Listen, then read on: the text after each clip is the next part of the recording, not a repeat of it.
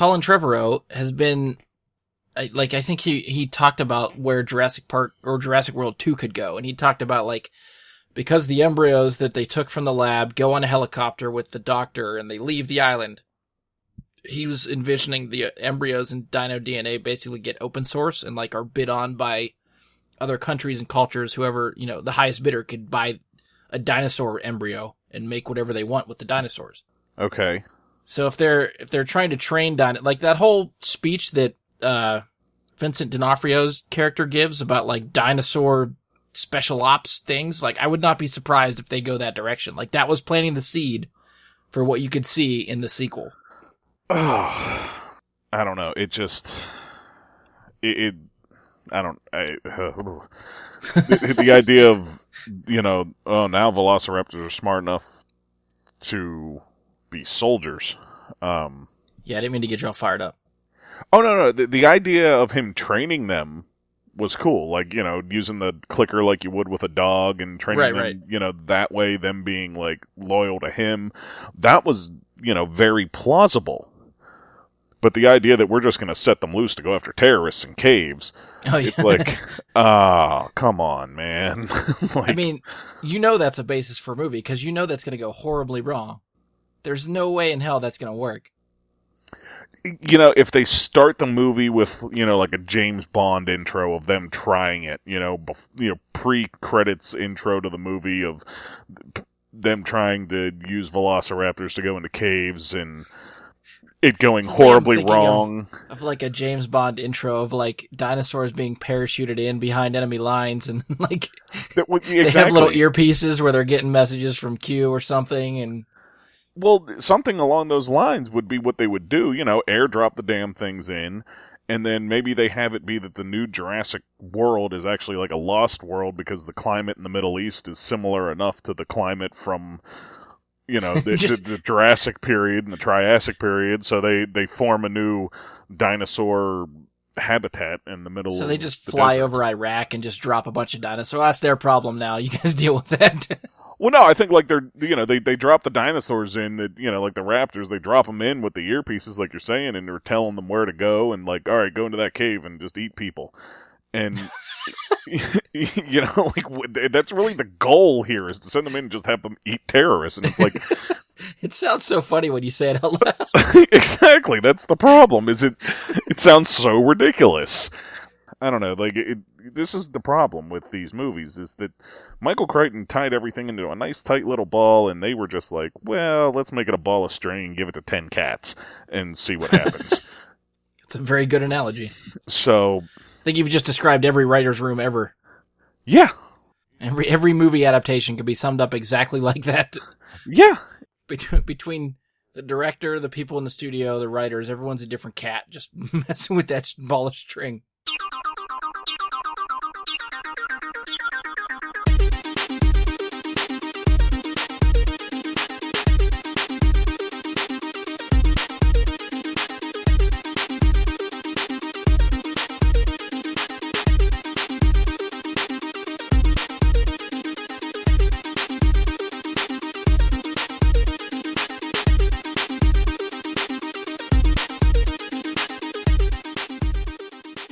Hello and welcome to another episode of Bry Guy and his Super Friends, the internet's 474th ranked geek entertainment podcast. I'm your host, Brian Labick, and for this episode, my guest includes someone who's had a few weeks off, but he's back with a vengeance, Andy Stolz. Hello. And of course, we can't have a show without at least one of the mics, so this week it's Mike Bradley. All right, I'll take it. If that's the reason I'm here, we have to have a mic, so I'm here. All right. It seems like the quota, right? It's every week I have at least one mic. Lately, it's been both of you. Yeah, that's true. He does speak down to me sometimes. It hurts. I hope he listens to this. You hear that, Mike Romano? Mike Bradley is hurt. All right, so we're going to try to sort of get this thing on rolling because we started a lot later than we wanted to for this, so we are getting shorter on time the more we procrastinate. But on tap for this one, I think it's sort of back to our normal routine, or at least what we sort of do when there's nothing really big to talk about. We're going to talk about some trailers, and we're going to cover some geek news stories that have hit over the last couple weeks that's basically put on the back burner because I think they're I couldn't do 2 weeks ago, and I wanted to save room for The Walking Dead that we did last week. So within those 2 or 3 weeks, there's been, I feel like a decent amount of stuff that I want to try to cover. So we're going to cover trailers there's a trailer number 2 for Assassin's Creed. We got a Guardians of the Galaxy teaser. We got our first look at Logan. And for all you Rockstar video game fans out there, we finally got confirmation of Red Dead Redemption 2 in a quick trailer. And as far as some news stories we're going to hit, there's some news for the Han Solo spin-off movie that is a key casting role. A few directors have left some high-profile comic book films that we're going to talk about. One director that has been added to a video game adaptation that I'm actually kind of looking forward to. And then we'll probably end with discussing Nintendo's newest system that they announced, which looks a little crazy, but we'll get into that. So, kicking it off, we're going to kick off with, as I mentioned, the second trailer for Assassin's Creed 2. This is one I actually wish we had Mike Romano for, because he's the one that's the big Assassin's Creed fan. So I guess it gave us a little bit better of a look at the movie. We got a little bit more, I think, of the present day stuff that they showed. But I feel like I know we've talked with Andy of this in the past. Maybe the last time we talked about the trailer, but pretty sure he said he doesn't play any of the games. Mike, have you played any of the Assassin's Creed games? Oh yeah. I played every game up through, I believe, 4 was the one with the pirates. See, that was one of the best ones. That was the one I keep telling Andy to play because he's a pirate fan. I'm a fan of all things pirates, and that would probably be my Assassin's Creed, in-game. that one... to get into the world. I highly recommend playing 2, at least, before you play that one, just to get... so that you can enjoy it to the maximum when you play 4, because, you want to get the physics down of the game and how the, kind of the parkour system works, and... It takes a bit of getting used to, but... I mean, they give you tutorials for all that stuff every time you start, right? They're assuming this is the first time you're picking up an Assassin's Creed game. Kind of. I just feel like the parkour among the pirate ships requires a lot more skill than, say, Rome did in Part 2. Okay, so it's the Roman Empire, number 2? No, it's... Rome during the time of the Borgia Pope. Okay. So it's not the Roman Empire. It's like medieval. It's pretty fantastic. Yeah, that is a pretty. I like 2. 2's a solid game. 3 was the one that looked amazing, and then it really let me down. I wasn't as thrilled. 3 took a really long time to get going. It's really slow at the beginning. I played the demo for number 1, and I don't know, the sneaky type games where you have to sneak around and not get seen and hide and stuff like that generally don't hold my attention very much. Yeah. So I was kind of meh. The first one had a lot more of that being required. You were really highly penalized for not sneaking, and you were probably going to lose the battles. In 2, you can go just balls out straight into a battle, and you can come out ahead at the end of it.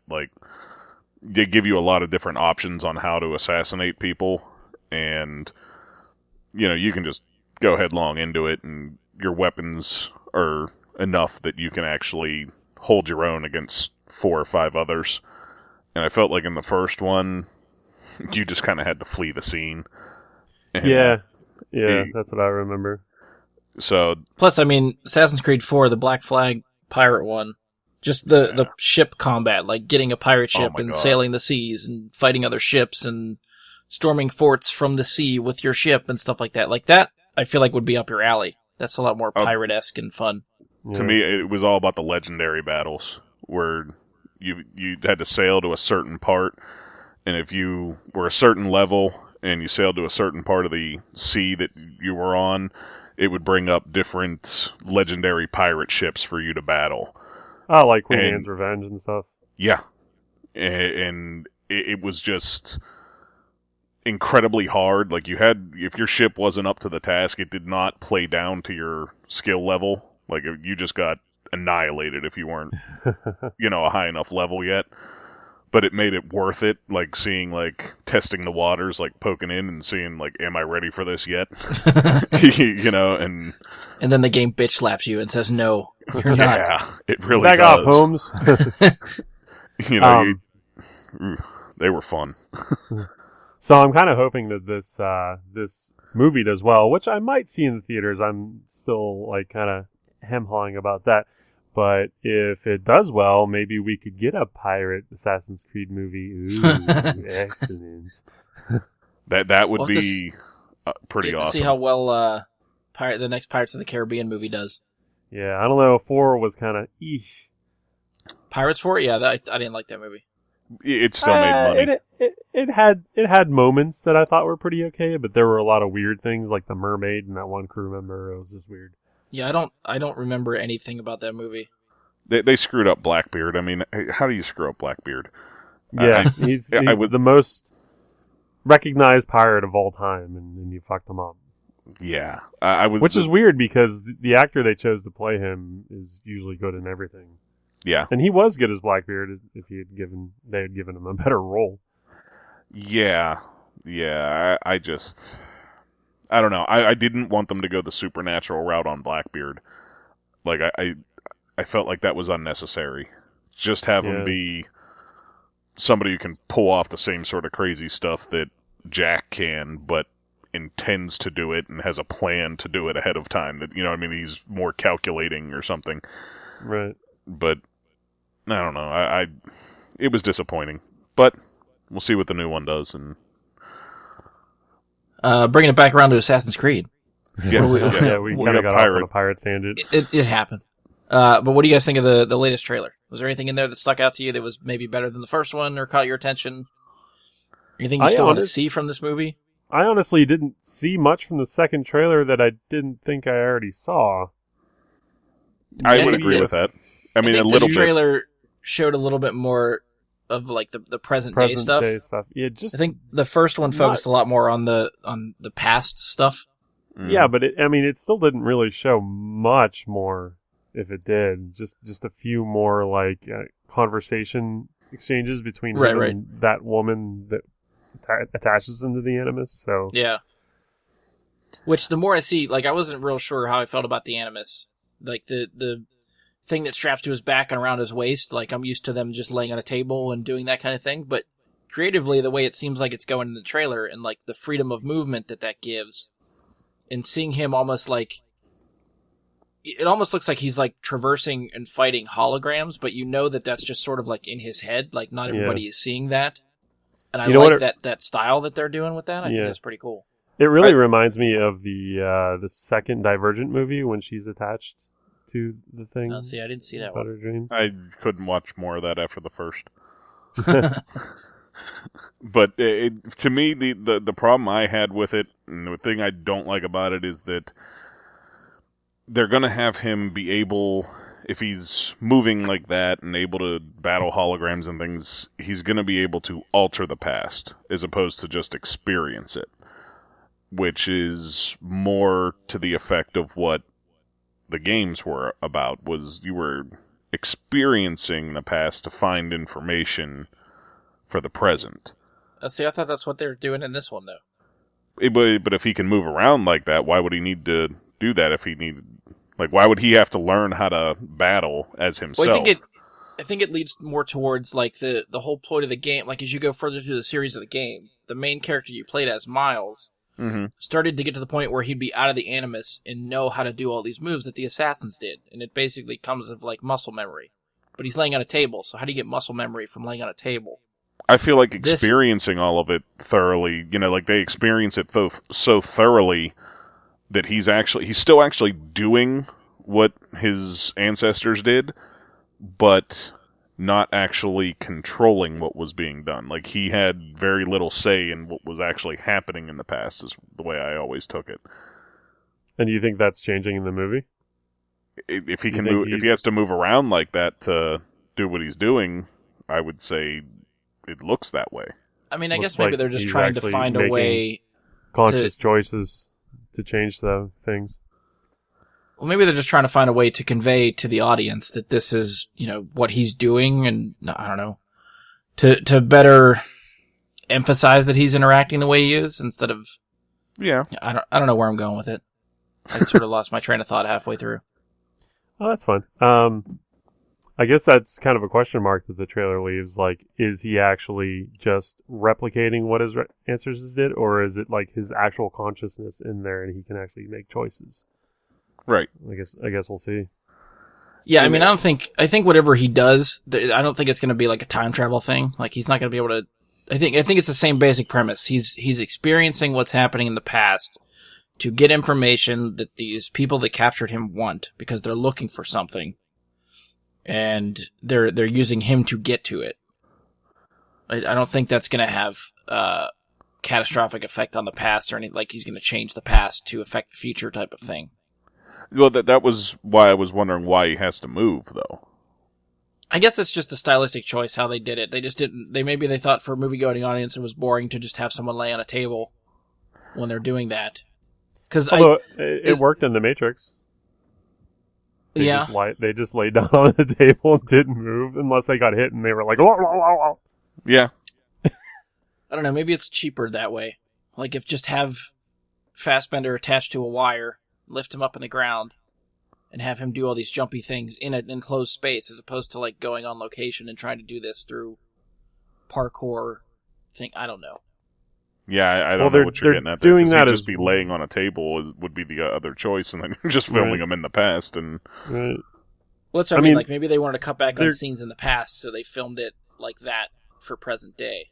What my take on it though is like, aren't they kind of doing both? Like they're going to show you what he's doing in the Animus and what he's doing in the past. Like yeah, and they're going to meld it together, so they're kind of doing both. Yeah. I mean that stays with the game. Is like you play parts of the game in the present, parts in the past, and it's all following one linear story and all told. But I don't know. I'm interested to see how they explain it. I'm hoping that he's not able to alter the past. I mean, just. From my perspective. I don't think they'll go that far. I think that changes the dynamic of especially what the game did. Like if they're trying to stick closer to the story of the game and how the game works, that's not how the game works. So you'll have a lot of people, I think, really pissed off if that's, people that play the game and know the story. Which is a lot of people off if somehow it's a time travel thing. Yeah, time travel fucks a lot of things up. Look at Heroes. Yeah. Yeah, and I mean, my other issue with it was something I believe I previously mentioned to Brian, was that I felt like the essence of those games was the big assassination in the first few games that would come. Like, spoiler alert for you, Andy, but at the end the end of Assassin's Creed 2, you actually have to infiltrate the Vatican and assassinate the Pope. Okay. So, it's that big, giant, oh my god moment, like, how am I going to pull this off? And it doesn't seem like they're going that route with the movie, because the first two games, at least, you are more of a lone wolf. And the third game, it's like actually Assassin's Creed 2, but it's Brotherhood, and you develop like a team of assassins that you work with, and I think they're going that route in this movie, obviously, since they're showing lots of other people wearing the assassin's garb. And I think I'd heard too that I think maybe even the director had said like 70% of this movie is going to be present day. Oh wow. Which is a difference than the game. The game majority of it takes place in the past. You're not too worried about the future present day stuff. Right. I'd say I don't know if I like that either. I think there's going to be a lot less past stuff, like stuff in the Spanish Inquisition than what you'd expect. Yeah. And that's why I'm hoping they don't show all the good stuff in the previews. I'm hoping they still keep some of that stuff in the movie. Yeah. But to your point, I don't know if they'll get the high-profile assassinations if that's not where the focus of the movie is. If it's focused on present day, they might not go that far into the past. Although the high-profile assassination may be a present-day assassination. Yeah. Maybe Jeremy Irons. It could be. Except I mean- normally those guys are they're after a MacGuffin. So I don't know if he'd have to, unless he has to assassinate the guy after the MacGuffin. I don't know. That could be a thing. What the hell's a MacGuffin? The MacGuffin it's a word for stuff, and it's a movie term. Like it's the thing that a character in a movie is after to move the plot forward. Okay. I mean, I've been waiting for the games to go that route, where, as opposed to getting tidbits of present day, all of a sudden, now there's a whole game that takes place present day, and instead of climbing some church in, 1500s Rome, you're climbing the Empire State Building. Or, They're getting closer. Like, Syndicate was getting up there. Yeah, well, I mean, like, I don't necessarily mean with the height. I just mean, like, being able to go through the present day. Yeah, I mean, like each game seems like it's getting closer to present day. Right. Like Syndicate, when the hell was Syndicate set? That was in England at some point, but I don't remember what time. That was like the 18... I want to say 30s or 40s, but I'm not... Is that Jack the Ripper time? Yes, yeah. Yeah. And I'm just saying, I'm really looking forward to that. And that'll probably be the next one I buy, because, like, I heard nothing but bad things about Rogue, and it didn't... Like, I haven't played it. I may eventually, now that it's probably really cheap to pick it up. But... Yeah, the last couple, I think Rogue and Unity weren't all that great.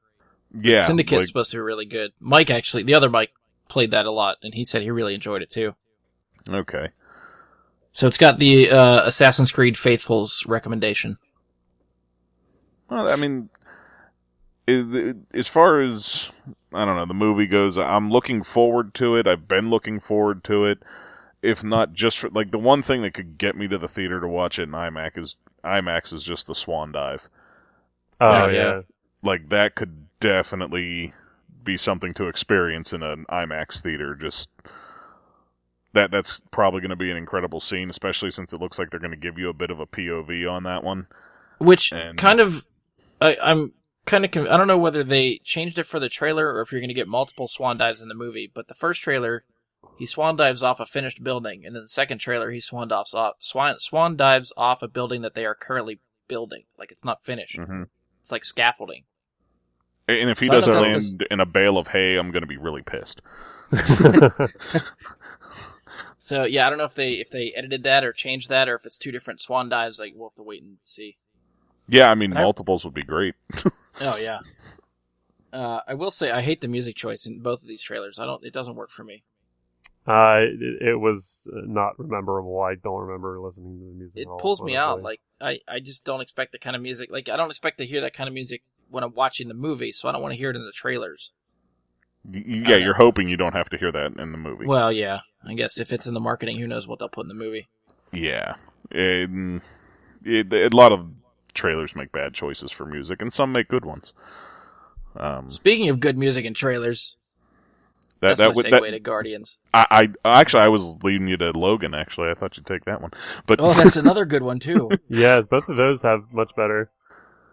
Yeah, you can't. Yeah, we can't fight that. Yeah, you know what? Yeah, well, Guardians will be quick because there's not really that much there. No. I was disappointed with the Guardians teaser in the music in one instance only. I was hoping for a new song this time. I was hoping for a different one. They went with the same song, and I was kind of like. Well, I guess that's the one that was built around the marketing for the first one, so they want to remind people, like, hey, it's that movie you like. Yeah, I mean, I'm hoping the first full trailer we get, that you get a teaser into what the mixtape Volume 2 is going to be all about. Yeah, I think that's more likely. So, yeah, I mean, music played such a huge part in the first movie that it had to... Oh, yeah. So the little bit that we got, like the minute and a half, I think, for the Guardians teaser, what did you guys think of that? I'm assuming it's going to be in front of Doctor Strange. That's probably why they released it now. Yeah. My initial take on it was, one, you didn't get a whole lot there because it was mostly like a bunch of jump cuts. You got and then you get the Drax joke, and which I loved. Yeah, it really was a good joke. And you get Baby Groot, of course, which in a uniform. in a uniform, and you get him standing on Rocket's shoulder, and you get the cycle completing itself there, and I think wasn't that's sure how interesting. big they'd make Groot in this movie, and I kind of love the fact that he's just this tiny little thing. Yeah, it's a very interesting twist. Like, I am really hoping that it is the same Vin Diesel voice when he speaks, though. Like he's just a tiny little thing, but I am Groot. Yeah, that'll be fun. But we'll see what they do. You think he can just kind of grow on command and still throw his arms out as big as he used to? I don't know what he's going to do in a fight if he's just stuck in that little form the whole time. He's probably just going to be crazy. He's probably just going to be like comedy relief at this point. Well, I mean, not that they need any comedy relief. Everyone's pretty funny in that. But what do you guys think about Yondu? Is he part of the Guardians now? I'm going to say no. Yeah, I would say no. I think there's a heavy presence of the Ravagers. Yeah, you see a lot of extra Ravagers in the teaser trailer, so I think they might be helping the Guardians for whatever they're fighting. But I don't think they're going to be part of the team. I would say you could see it go that route where they're helping, or you could see it go, Yondu goes full on villain again. I don't know. I mean, my bigger concern with Yondu right now is the Mohawk. You don't like the Mohawk? He had a Mohawk last time. It just wasn't as pronounced, right? Yeah, he has a fin now. Yeah, right. Yeah, he has a full-on thing going there. I don't think I don't mean concern necessarily. I'm saying I would say that's the biggest thing we can definitely say. I don't know. I'm on the fence about it. I liked how it was the first time. I don't know if I like the full crazy Mohawk this time or not. I think now it's closer to what he actually looks like in the comics, right? Yeah. The comic book character actually has a big fin, and they toned it down for that first one. I think he goes between both, actually, in the comics, depending on who's doing the art. Yeah, okay. But, yeah, the original iteration, I believe, does have the big fin. And I really am not sure how I feel about it, but we'll see. I mean, I'm always happy when they go the route the comics went, so I'm not going to complain too much about it until I see how it actually plays out. And did we see Nebula in the teaser? I thought I saw a snippet of her taking off a hood or something. Yeah, there's a quick shot. Yeah. It almost looked like she got captured by somebody. Yeah, so do you think Gamora maybe is trying to recover her, or do you think she's going to be an antagonist again? I actually think it's more likely that Nebula could be part of the team. Oh, wow, okay. She seemed to really hate Gamora, though. Yeah, but I think it's more like they're going to pull together against a common enemy. The enemy of my enemy is my friend type of thing. I don't see that happening yet. Too soon? Well, I mean, you know what role Nebula plays in Infinity Gauntlet. And if she's going to end up in that role for the same thing, I don't want to give any spoilers out for people that have never read Infinity Gauntlet for the Infinity War movie in a couple of years here. But she plays a very big role, and she's not a friendly character at that point. I mean, I'm not saying she's going to end up when the movie's over, everybody's buddy. I think she could help them for this movie and then just say fuck you at the end and go her separate way. Okay, so you're saying an ally, not necessarily a guardian. You're not saying she joins the team. You're just saying right. For the sake of this movie, she's part of the team. Okay, that's sort of what I was going with. So their goals align for a little bit of time. Yeah, I could see that being possible. Sort of like X-Men 2 happened. Like Magneto and Mystique were helping the X-Men for that movie, and then by the end of it, everybody went their separate ways. Yeah. Now, the other thing that I don't think I've seen, but I thought I had heard the rumor that, what the hell's the character's name? The girl with the antennae on her head in the comic. Mantis or something? Yeah. I had heard she's actually going to be in this, but I didn't see any, I don't recall seeing any snippet of her presence there.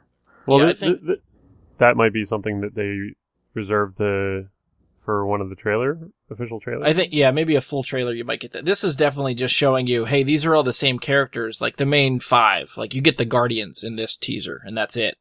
Well, I guess a quick shot of Nebula, too, and like, Yondu, some of the characters that stick out to you and you remember from the first one, but I don't think they're ready to show you new characters yet. Like, we said, we haven't seen Kurt Russell, who's a new character in this movie. Yeah, I mean, he's Ego, right? Yeah, that's what I heard, yeah. Yeah.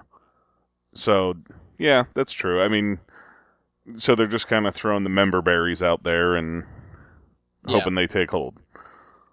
Yeah, I think this is nothing more than, for the people that don't realize another one is being made, this is for them. Okay. Like, all of us, we follow this stuff. We know this movie's coming in May. Yeah. Yeah, that's true. That's been marked on the calendar for a while. Yeah. All right, so moving on to another Marvel trailer that used excellent music, which I think we might actually be able to dig into this one a little bit better. But Logan finally has a trailer, which could, for all intents and purposes, be Hugh Jackman's final appearance as Wolverine. That's the rumor. I mean, from everything that the trailer has shown and the rumors prior to the trailer was talking about adapting the Old Man Logan storyline, which seems to fit for the trailer. Yeah, So, I mean, what do you guys think? The whole thing with adapting Old Man Logan is, to me, I wish that Marvel Studios and Fox could have came to some agreement on this so I could see Wolverine cut his way out of the Hulk. That would just be like, to me, that was like the coolest scene from Old Man Logan in the comics is the Hulk eats him, he reforms in the Hulk's stomach and shreds his way out of the Hulk. So, not being able to have the Hulk and the Hulk clan as the villains, it throws me off completely on Old Man Logan, is to the point that they're just taking the character of Old Man Logan and telling a completely new story with that character. Because wasn't Hawkeye involved in that story too? Yes, Hawkeye's also blind in that as well, yeah. Hawkeye he plays a big part. He's like the secondary character for the story, really. Right, okay. So I guess they're substituting Hawkeye for maybe Professor X in this movie? Okay, I mean, I could see that. Because Professor X wasn't in the Old Man Logan storyline for the comics. No. Yeah, it does look like Patrick Stewart has a pretty big presence in this movie. Which begs the question, how far into the future do you think this movie is? Because, like, the fact that a Professor X is still alive and kicking, I don't feel like it's as far in the future as I expected it to be. Is he alive, though? Or is he just, like, is he such a telepath that his body is gone, but he's in Logan's head? Or is Logan just seeing him? I mean, is he just a memory for Logan? And yeah. But I do want to say I believe I had heard that this takes place, like the time setting for it is like in the 2020s or 2030s. Okay. So it's I feel like that's a lot that needs to happen in the next, 10 or 15 years, movie time for them to get to the point where it looks like fucking Mad Max.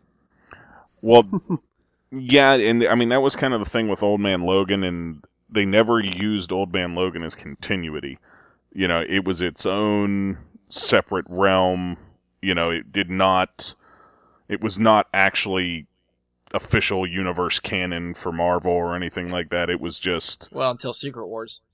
Well, yeah, that changed a lot of things. I just mean when it was originally wrote, it was intended to be, a one-shot story that, wouldn't this be an awesome story to tell, and they told it. And then, of course, Secret Wars, I don't know. Secret Wars threw me all off. I was it kind of mixed everything together, and I don't know. I think they would have been easier just to say, hey, we're rebooting a bunch of stuff and put out new series, kind of the way DC did. So them trying to include it in their X-Men continuity for Fox is going to be really tough. Just speaking from the idea that when it was originally made, the original idea of Old Man Logan was not for it to be a part of the greater universe. Yeah, the seed that Andy just planted with, like, Professor X might just be in Logan's head and might actually be dead already. Right. Would make sense, I think, for me. Like, that idea hadn't occurred to me.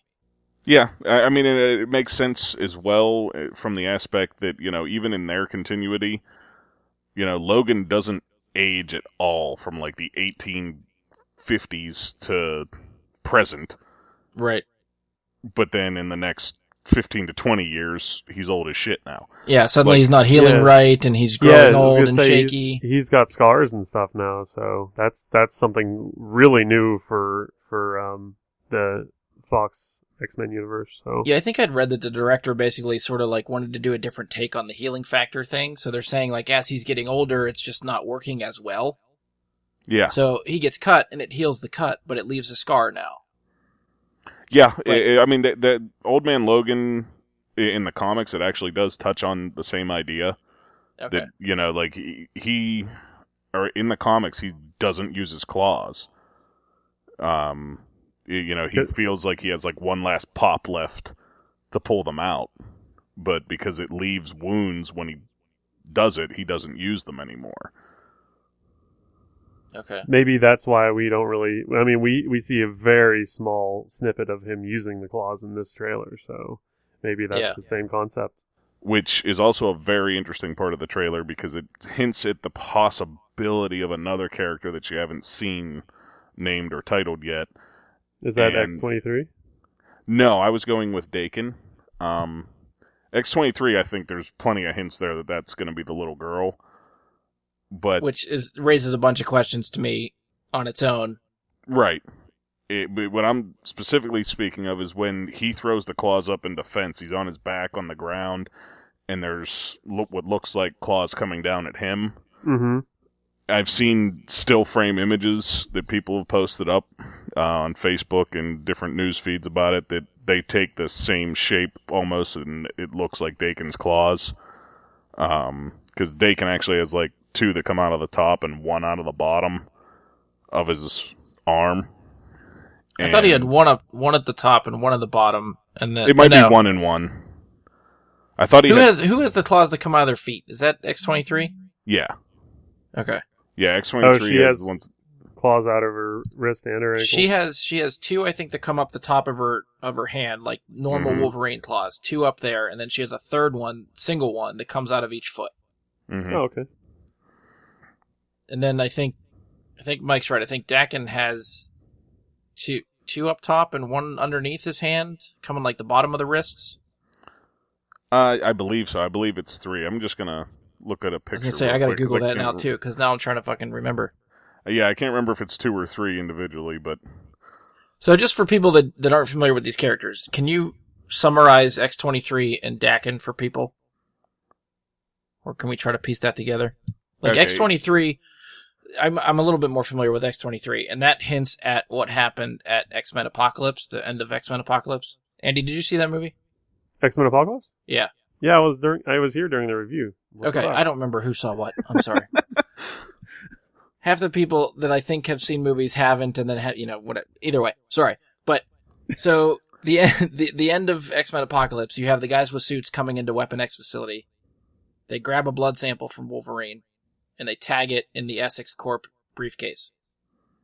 Essex Corp is tied to Mr. Sinister. Mr. Sinister does a lot of work and experiments with mutants. X-23 is the female clone of Wolverine. So you could connect the dots and say they took the blood sample from Weapon X, gave it to Mr. Sinister. Mr. Sinister tried to clone Wolverine, and you have X-23. yes. So X-23 would be, I'm pretty sure it's confirmed, is that little girl that's in the trailer. Now, Yeah. the fact, like the word for me, the timelines don't line up, is that if Mr. Sinister takes the blood sample in the 80s, and somehow we're in the 2020s, why does it take 30 years for him to clone this person? Like, that timeline to me doesn't match up. I feel like she should have shown up earlier in the timeline. And then the other side of it is, if this is actually Hugh Jackman's last Wolverine movie, and they want a Wolverine character to use for future X-Men movies or to continue the franchise after him, X-23 is the logical replacement. Mm-hmm. But the time period that they're setting her up in doesn't seem like it would be conducive to continue the X-Men franchise from there. I agree. But if I remember correctly, Sinister does a bit of time hopping, doesn't he? Maybe. Like, I don't think it's part of his powers. He just might have a way to do that. Well, I seem to, like, in the whole, what was the name of the storyline? Was the Mr. Mutant Sinister Messiah. Go ahead. Was Mr. Sinister the one responsible for the Savage Land? I think he did a lot of work in there. I don't know if he was responsible for it. No, I don't, it was around before Sinister was introduced in comics. Okay. Because Kazar was in the Savage Land. Yeah. Kazar is ancient in Marvel Comics, and Sinister came about in the 80s. Because I think I remember, I'm drawing from 90s cartoon, but I'm pretty sure Sinister did experiments and worked in the Savage Land. I think Right, that's where they tracked him that's down kind of at. where his base was in the cartoon world. Mm-hmm. Yeah. But what I was going to say is in Messiah Complex was the name of the series. He's dealing with Cable and Hope and kind of chasing them through time a little bit. Okay. So he does have some access in some way to time travel in the comics. Whether they would go that route in the movies, who knows, because their timelines already are fucked up enough. Yeah. Yeah. Yeah, these X-Men So- timelines, I'm so fucking tired of them. Start putting time travel into it. So, Who real knows quick what tangent. happens. Now that you brought up Hope and Cable, did you guys see the short film, the 6 or 7 minute short film I put on the Facebook page? I No. saw that you put it there. I did not get a chance to watch it yet. Somebody made a short little fan film of Cable and Hope. Of they must come back from the future to check things out present day, and then they start getting hunted. And then they have another X-Men cameo somewhere in there, but it looks like it could set up I don't know if it's actually going to be a web series or it's just somebody's short little film and that's it, but it was pretty fucking cool. I'll definitely have to check it out. I meant to. It just...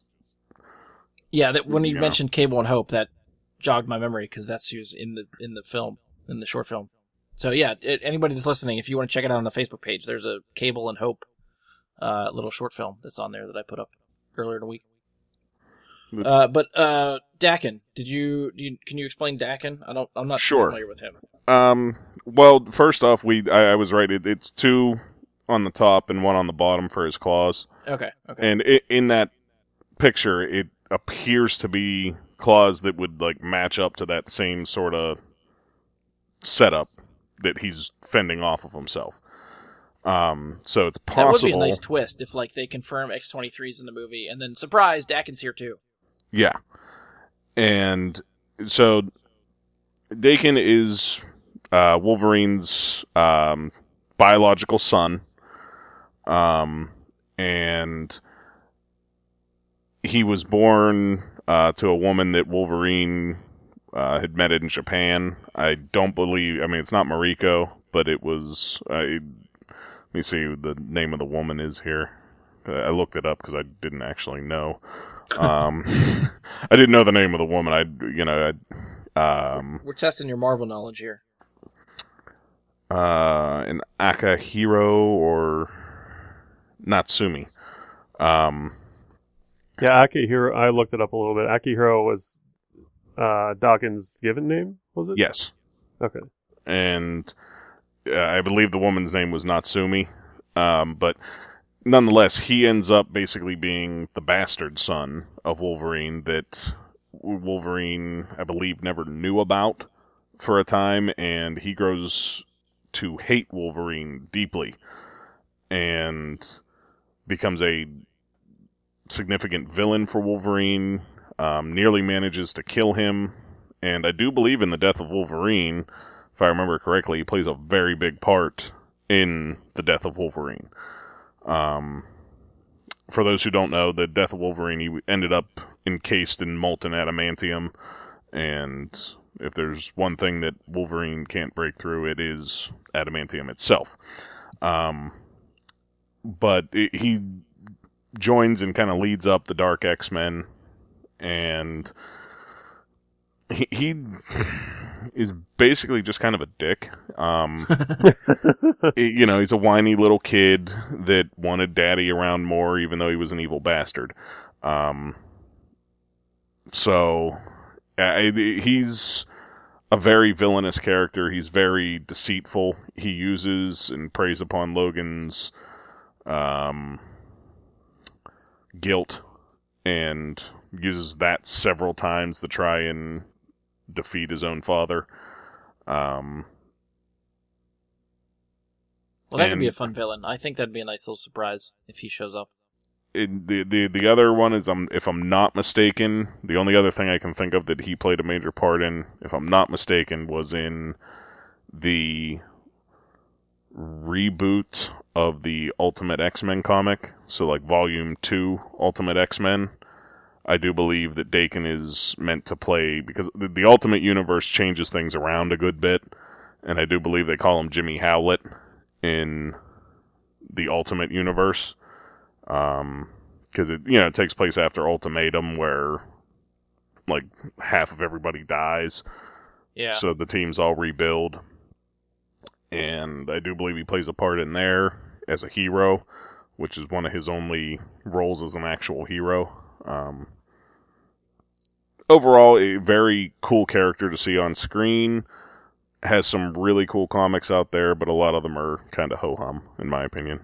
So we could have a bunch of like spin-off Wolverine characters showing up in this movie. Very well could be. All right, so I have a couple quick questions. One, do we think Wolverine's going to make it out of this movie alive? Do you think the last Hugh Jackman Wolverine movie, you think he's going to die? I think it has a pretty strong potential for that. Yeah. I would say they're more likely to leave it up in the air. Yeah, I could see it doing like a walk off in the sunset type of thing.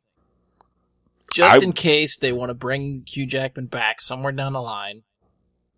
I was thinking more of a, is he dead, is he not dead kind of ending. Yeah, okay. Like they don't actually give you a certain answer. Like one of those things where you think he might be dead, but there's that inkling of chance that he's still alive. Like the hand twitches right at the end. Right, yeah, like the thing with Magneto and the chess piece. Yeah. Yeah. I could see that very well being the case, but... Alright, possibly another casualty. You think Professor X is going to make it out of this movie alive? He's already dead, bitch. Yeah, I think stick with Andy's theory. Yeah. If he's not... If Andy's theory is not correct, I would say... Professor X makes it. You think he makes it? I think one way or the other they have to load up for Cyclops eventually killing Professor X. See, I don't think that would work unless you have the Avengers. It can work without the Avengers. It can work as a Phoenix storyline. You don't need the Avengers to be the reason that he gains the Phoenix power. Okay, so wait, this is the other thing too, because the trailer makes it a mention. It's cut up line of dialogue, but it is line of dialogue that Wolverine says mutants, they're all gone. So if Professor X makes it out of this movie and Cyclops is gone, okay, he wouldn't have a chance to kill Professor X. Unless that means they're not dead and they just went somewhere, but why there doesn't seem like it's such a desolate, deserted place and there's no mutants anywhere really to be found but Wolverine. The trailer makes it seem like there's no one else but these two. They could be on Asteroid M. Now that would be fucking cool, but I don't think they'd do that. Yeah, but I agree. I don't think they do it, but if we're throwing out possibilities. Well, yeah. So. You want to throw stuff and see if it sticks to the wall. That's a good one to throw out there. Yeah. I'm kind of thinking that Professor X is alive in the movie, not just a figment of Wolverine's imagination. As cool as that would be, I do think he's alive and well. I think he will die by the end of the movie. There is a shot of Wolverine presumably burying somebody. And the logical choice is Wolverine, because in that shot we only see Wolverine and the little girl. I feel like the burying scene, personally, having read the comic, is his family in some way, shape, or form, somebody close to him, and that's the reason he ends up... But what family does he have left? Like, Professor X is it. Well, in the Old Man Logan comics, he has a wife and kids. Yeah, but nothing in this trailer tells you that he has that. In this movie. True. So I'm putting my money on Professor X going. I think that's a death scene for Professor X. It'll be the second so far, so Second. He's already died once, so it wouldn't Yeah. be surprising to see it happen again. Can't keep the professor down. Yeah, I mean, the sad thing is they, have to hand that mantle of playing the mature, older Professor X over to somebody else eventually. Yeah.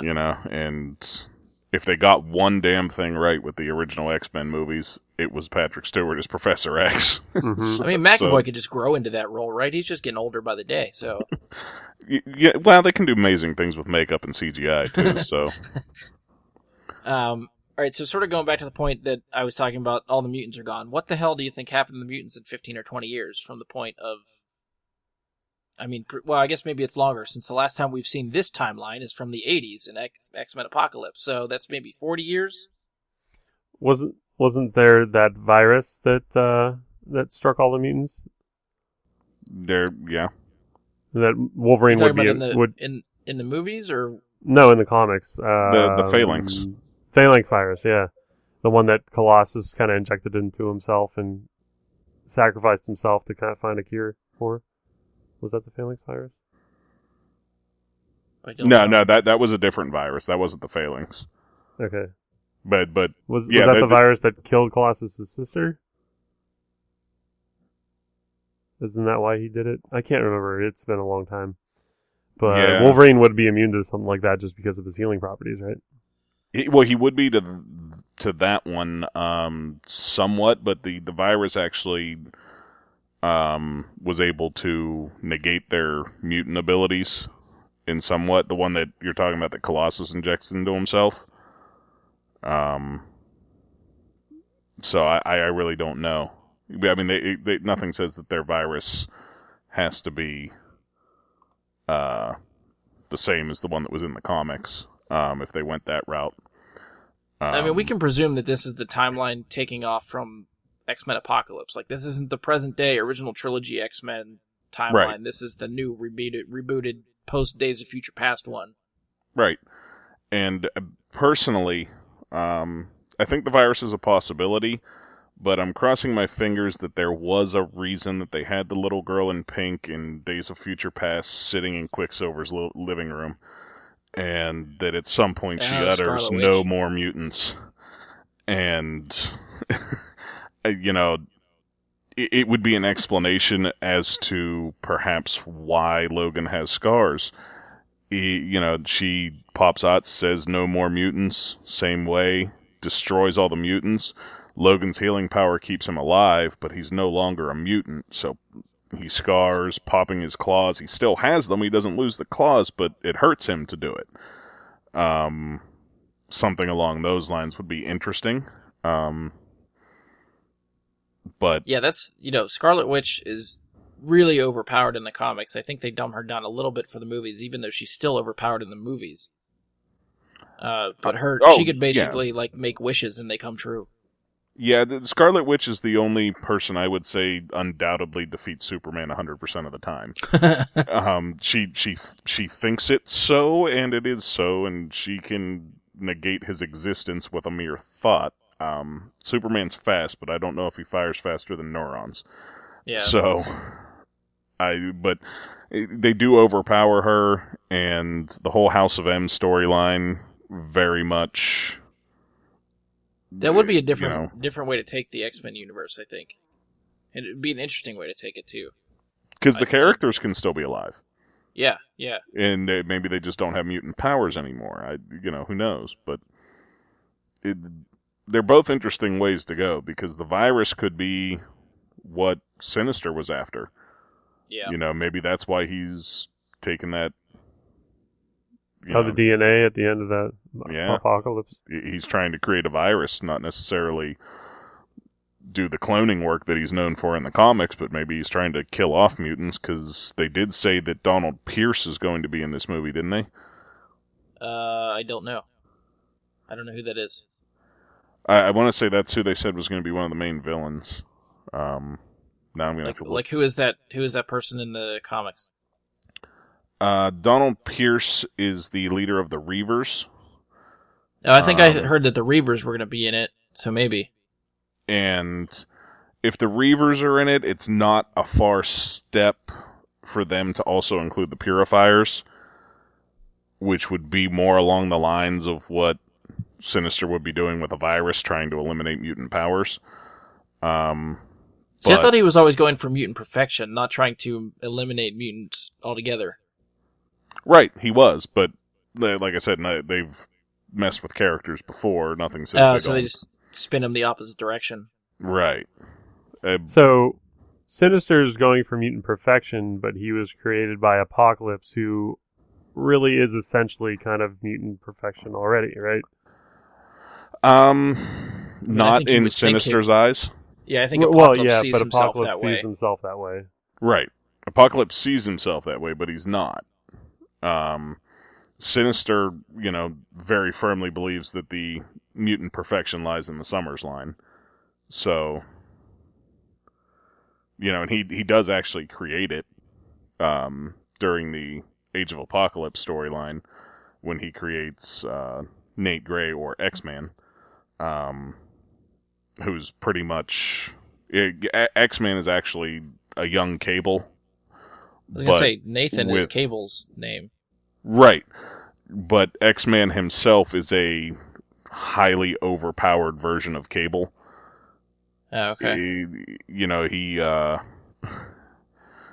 take like all of Cable's powers and kind of mix in some Superman and mix in some, a few other extreme powers. Pretty much, like the height of Cable's powers, he was able to affect minds across the entire globe. And the X-Man's pretty much able to do that, but he can fly, he has energy projection, he's basically indestructible. Jeez. So, that's why he was only really a big part of the Age of Apocalypse storyline, is because he was a bit overpowered for what they wanted, I believe. Yeah. All right, one last thing I was going to ask about this trailer. Who the hell is the dude with the metal hand? I'm going to have to check this out again, because I don't know that I noticed that. I didn't notice that either. He's putting sunglasses on, and he has like a robotic hand. He's the guy that looks like Wolverine pops claws at and looks like he's going to go after, and then like the guys, like the group around him looks like they're going to stop him. And I think there's one other shot, maybe you see the guy from behind, and you just see his hand.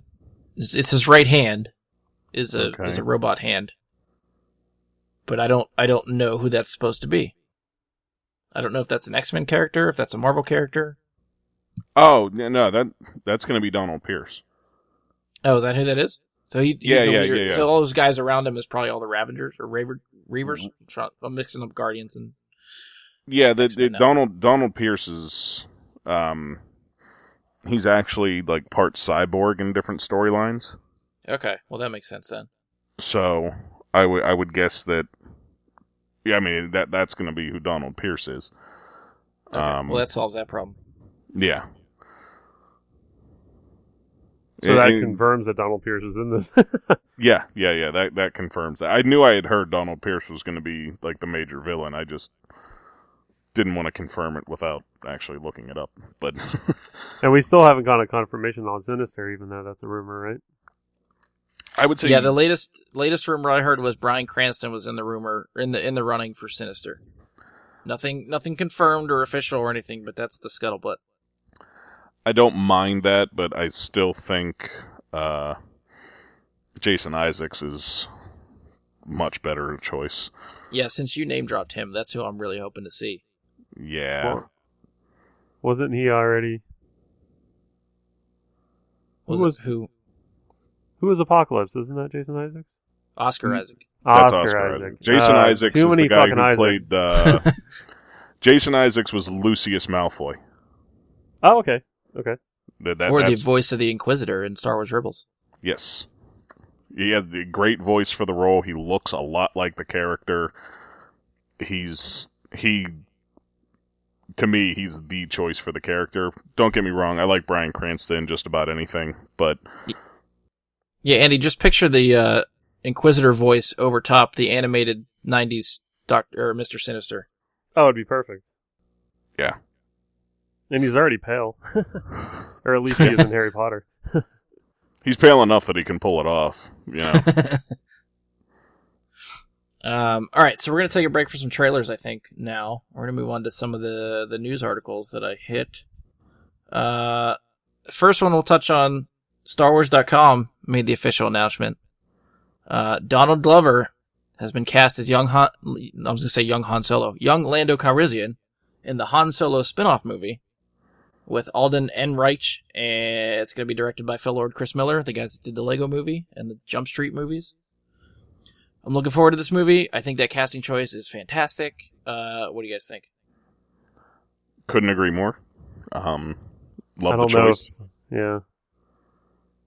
I don't know if anybody can be as smooth as Billy D, though.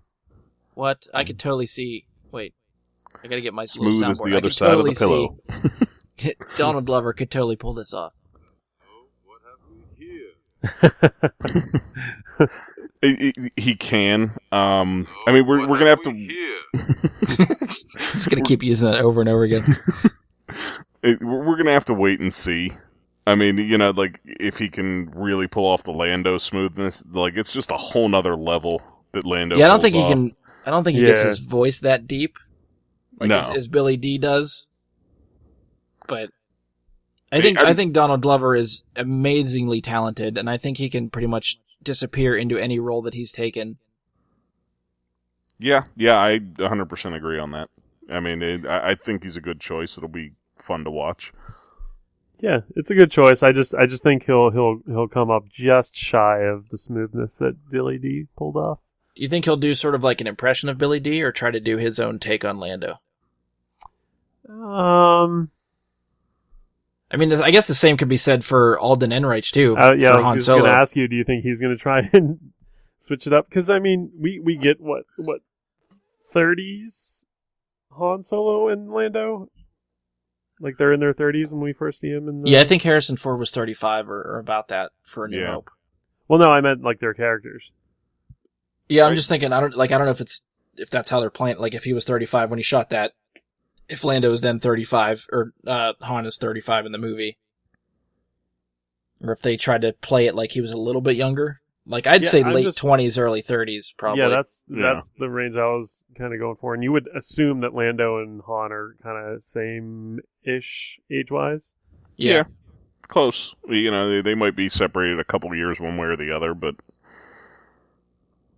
yeah, I mean, people are going to be different when they're younger, so I mean, they could kind of slide a little, let them slide a little in as far as behaviors and personalities. Yeah. I mean, one of the younger things and aggressive to me that was like iconic with Lando and Billy D playing him was the hair. I mean, that was some fancy looking hair that he had going on. I wonder if they're going to try and they're definitely giving that to off. Donald Glover. I hope so. He's already halfway there with his hair. A little, yeah, but he's not. It's not Billy D though. You know, I mean, he's not. He's not at that level. And I mean, honestly, the casting for Han strikes me as something I'm much more worried about not hitting the mark than Donald Glover. Like, I think he's got it. You know what I mean? I think Donald Glover will be just fine as Lando. Yeah. And we also don't know how big a role it's going to be in the movie. That was going to be another one of my questions. You know, he could just play a couple games of Sabacc with him and win the Falcon. You know, like that has to be part of this, right? That's what I'm assuming. You would think, yeah. This is going to be where Han gets the Falcon from Lando. And also the Kessel Run, right? This is where he does the Kessel Run in 12 seconds? It could be. That could be a whole thing. I'm pretty sure it's part of it is like when he meets Chewie. So I don't know if like he's meeting Lando for the first time or if they're old buddies, and that's when they start. It almost like I wouldn't be surprised if Han meets Chewie. Chewie and Han, you know, are just gambling, going around the galaxy, playing cards. They come across Lando playing a card game. Lando gets a little bit, thinking he's going to win against Han, who's obviously doing better and starting to win all the chips and everything like that. So Lando gets a little bit ambitious, bets the Falcon, Han wins it, and goes off into the sunset with Chewie. And yeah, we could see the Kessel Run in the third act of that movie. Yeah. Well, the other thing with the Kessel Run is that I don't believe it's ever said that Han does the Kessel Run. It's the ship that did the Kessel Run.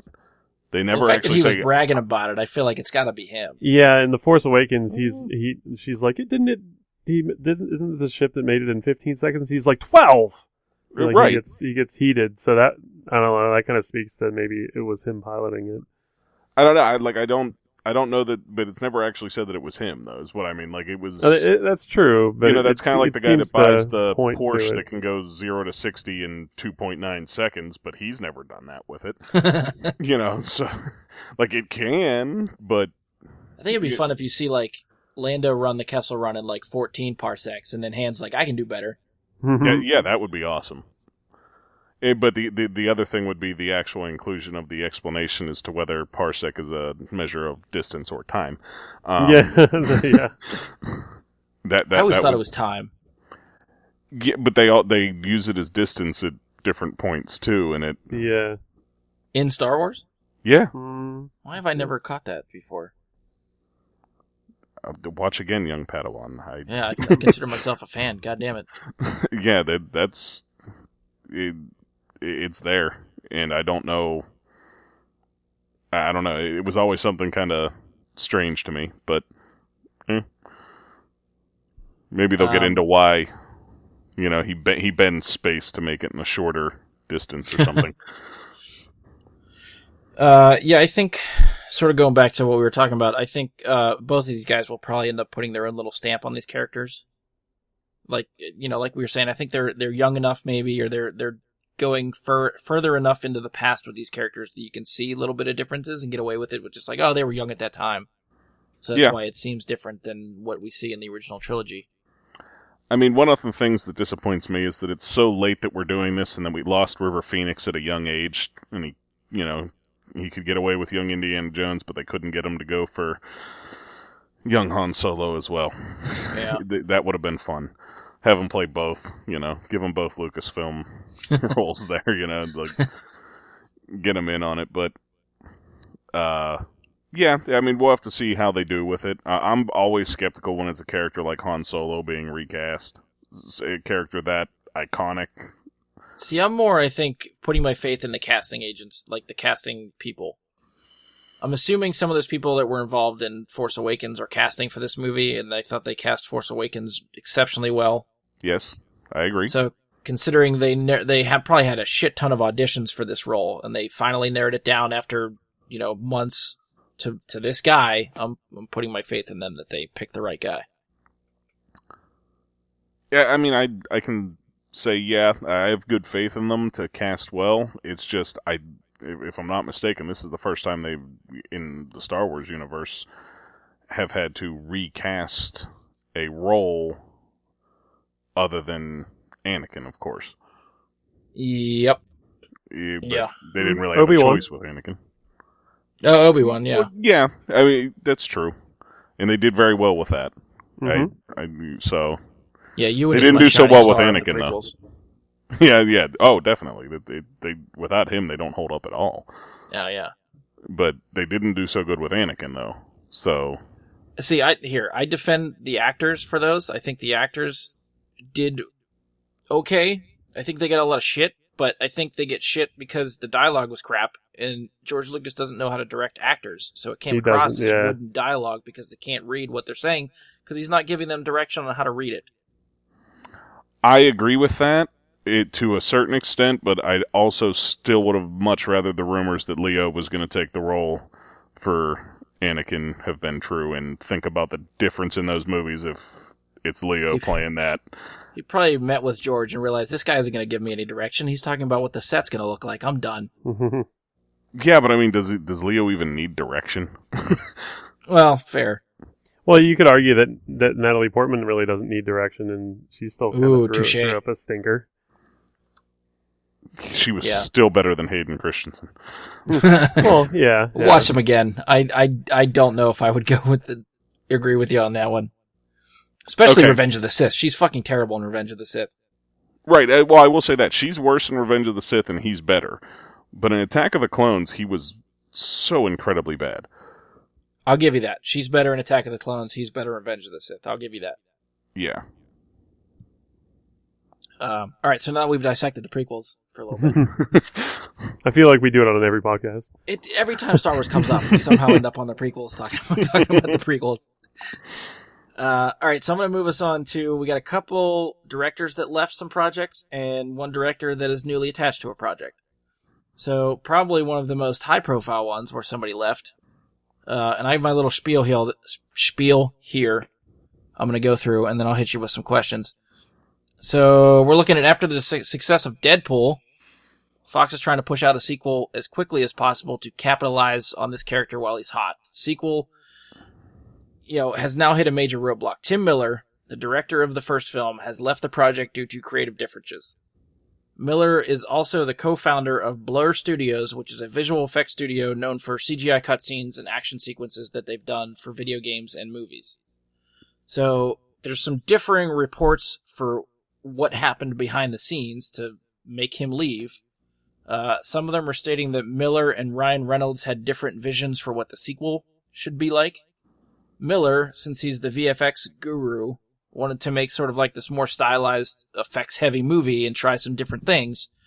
And Reynolds, and a lot of these places are saying he had the backing of the screenwriters, Rhett Reese and Paul Wernick, that they were all looking for a sequel that was more in line with the first film, focusing on more comedy and the character and less on special effects and those really big action sequences. So for Fox, who is funding this movie, Miller's vision of the sequel would have cost like 3 times more than what the first movie made. Reynolds, Reese, and Wernick are looking for a sequel around the same, maybe a little bit more. So for Fox, they figured, well, we can make the same amount of money off this movie, and it's going to be cheaper to make, so we're going to try to go with that vision. So because of that, they're saying Miller left because he wasn't going to be able to make the movie that he wanted to make. There are other articles that are saying that the tipping point came when Miller and Reynolds disagreed on who would be cast as Cable, with Kyle Chandler's name obviously being thrown around, I guess. I don't know who agreed on Kyle Chandler and who didn't like Kyle Chandler as Cable, but somehow his name keeps coming up in these articles. And then the latest rumor that has come out after Tim Miller has left is that at least the guy in line to replace him is David Leitch, which is a co-director of John Wick. He seems to be the front runner to replace Tim Miller. The only problem with that is that Leitch is apparently in very high demand, so his schedule may not allow him to take this job. So basically, do we think Deadpool 2 is in trouble? If one of the creative forces, like one of the big 3 or 4 guys that were involved in really pushing the first movie forward and making it happen the way it did and making it turn out the way it did, has now left the project, should we be worried about Deadpool 2? Anybody? Go ahead, Mike. Go ahead. I don't think so. Based on what on your hearing on your spiel there, it Did I go too sounds fast? like the director was trying to take it into a different direction, which may or may not be a good thing for Deadpool. But if you're looking to, as a Fox executive, to make what you did with the original Deadpool, I would stick with the same formula. And it sounds like he was going to try and shake it up. So if we're looking to get a movie that's just a sequel of the original Deadpool, I think it's probably better that maybe he's gone if he was going to take it in a different direction. Here's the thing that I keep thinking of. Is like, think of the opening title sequence of Deadpool. Like the still frame of the camera moving through the car as everybody's frozen in place and you're seeing like the wedgie and all that stuff from Deadpool in the car flipping over. I feel like that shot is Tim Miller. Oh, yeah. So that's the kind of stuff I feel like we're going to miss in the sequel without him. I think that whole sequence was, they very obviously the whole movie, just about when they went back to current time in the movie, that it was just an homage to the short that got the movie made. Yeah. And I feel like that was just like gratuitously making that point, like, you fans got this made, so we're gonna do it this way. Like, we're gonna have this opening sequence take part during that whole thing and have the whole movie revolve around, the first half at least, revolve around that. Yeah. But as far as the movie being in danger, No, it's getting made. Well, I mean, the movie's going to made- get made regardless. Whether or not it Yeah. turns out as well as we think it should, or as well as the first one, without Tim Miller, is more or less the question I'm trying to ask, I guess.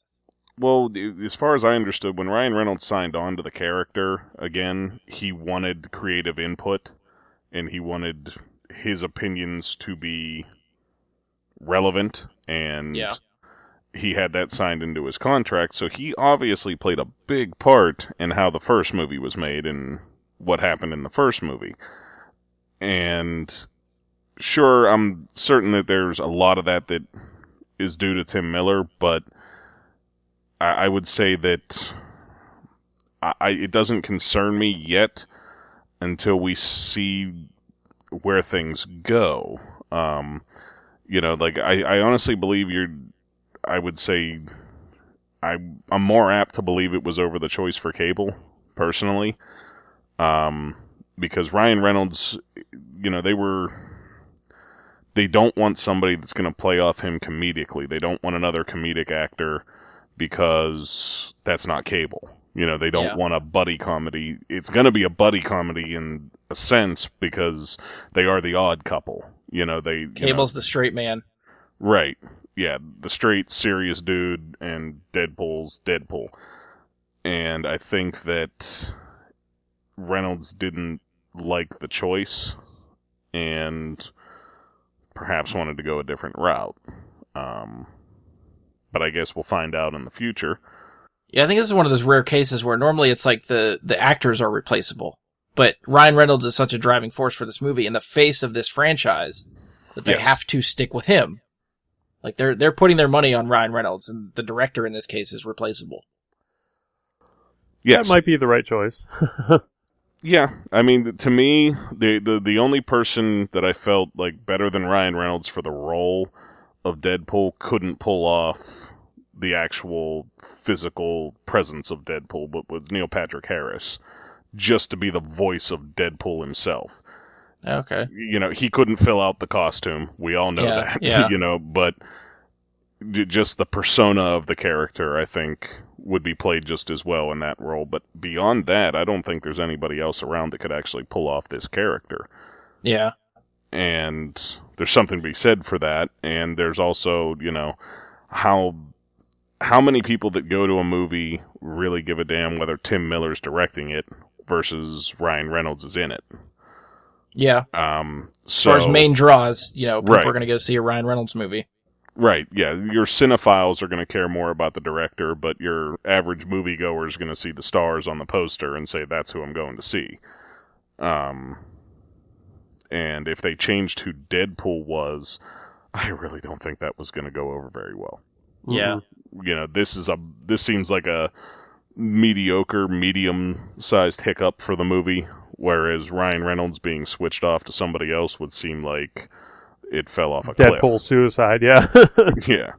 Would you rather see or I guess would you be kind of, well, yeah, I guess would you rather see the Tim Miller version? Would you like to see like a little bit more effects heavy and bigger action sequences, or do you just want to see the first Deadpool movie again with new stuff?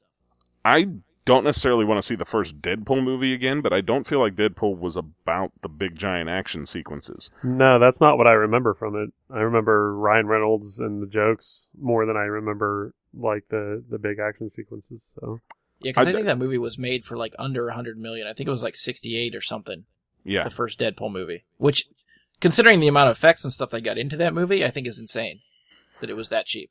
Well, I was actually even referring to the comics themselves, not necessarily being about, big set pieces. It's about the comedy. It really is. It's about how this bumbling idiot manages to be a world-class assassin, and it plays more on what's going on in his own mind than it does on him jumping around slicing and dicing. Yeah. And, if I was going to go with, the more stylized thing that I think Tim Miller may have brought to the second one, it's the yellow thought boxes where, Deadpool's having the conversations with the two other voices in his head and, himself. And that was something I really wanted to see in the first movie, and I felt like it was the only thing they missed on was, that yellow thought box popping up on the screen and just being there. You get a little bit of his conversation, like especially on the beginning of the freeway sequence when he's counting the bullets. Yeah. It's a little bit of that, yeah. The different thought boxes, like the yellow thought box and the white thought box and Deadpool himself, all have a little bit of their own different personalities. Whereas I felt like he was kind of talking to himself just as one single, Right. And I was hoping for the multiple personalities to kind of poke through, and I think Tim Miller would have brought that to it, but... Yeah, I mean, typically, sequels are bigger and better. You get more of the same, but bigger budget, and they can do more with it. But that doesn't always work out for sequels, so... If they're keeping the budget down to keep it more stylistically what the first one was, I think I'm cool with that. I can deal with that. Yeah. And as far as a replacement for Miller, would you like to see David Leitch do it? Co-director of John Wick? I think he's excellent for the action sequences. I don't know how well he's going to direct the comedy. Oh, that's true. Yeah, we don't know what he's... Unless he's just going to leave it up to Ryan Reynolds, and that's going to be the end of it. That's kind of what I would do if I were the director. It'd be like, okay, this is how the action sequences go. Add jokes, please. Just improv something. Just go for it. Yeah. I mean, to me, if he was still alive, the guy I would love to see directing it would be Harold Ramis. But unfortunately, Harold Ramis is long gone at this point. But Ivan Reitman did a pretty good job with the comedy, too. Yeah. I feel like Harold Ramis got a lot of his directing cues from Ivan Reitman, just because he was in so many Ivan Reitman films that he kind of took his direction that way too. Yeah. Absolutely. Yeah, I would agree. Yeah, I mean, it would be nice to see, but I don't think we're gonna get quite to that level of director to come for the movie.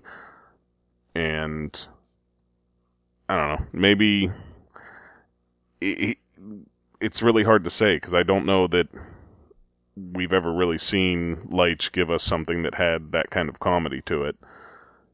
And, if Reynolds is going to direct the comedy ends of it, that's great, but how much input does Reynolds have in what he's done before comedically? Yeah. So...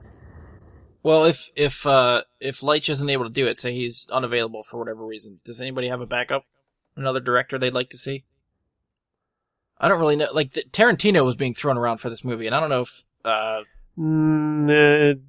feel like Deadpool wasn't about the gore, and Tarantino, that's a key component to a lot of Tarantino movies. Yeah, he's bloody. Yeah, he could probably deal with the humor aspect of it, and the action sequences Tarantino has are usually pretty solid. But I don't think they're going for the gore. I think the R ratings that they get isn't because of the goriness of it. Yeah, to me, I mean, there's a lot out there to choose from, but yeah, I know it's hitting you on the spot, so I don't really know. I didn't really expect an answer on the spot, but I didn't know if anybody had anything in the back of their mind. Because I think Tarantino was basically like fan petition. I don't think his name is actually being thrown around. I think it's just like fans are like, oh, he'd fit. Let's try to get him in there. Fan petitions never work, so he's not going to get the job. Well, the fan petition to get Deadpool made did work.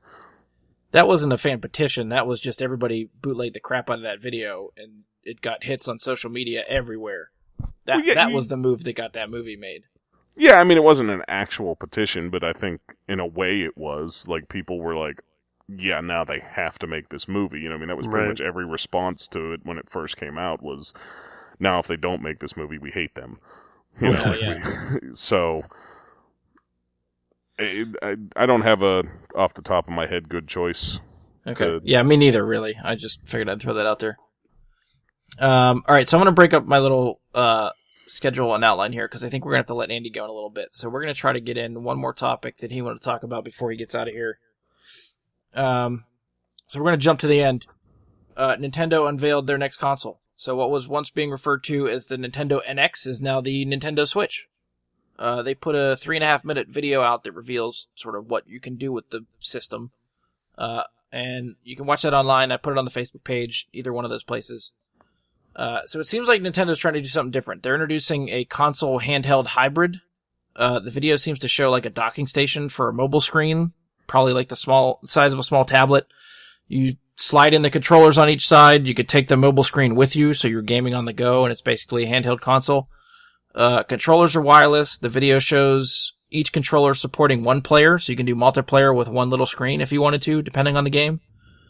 The video also seems to demonstrate like you can put 2 mobile screens together and use each, like the 2 controllers for each screen, so you can have 4 people on 2 screens doing some stuff.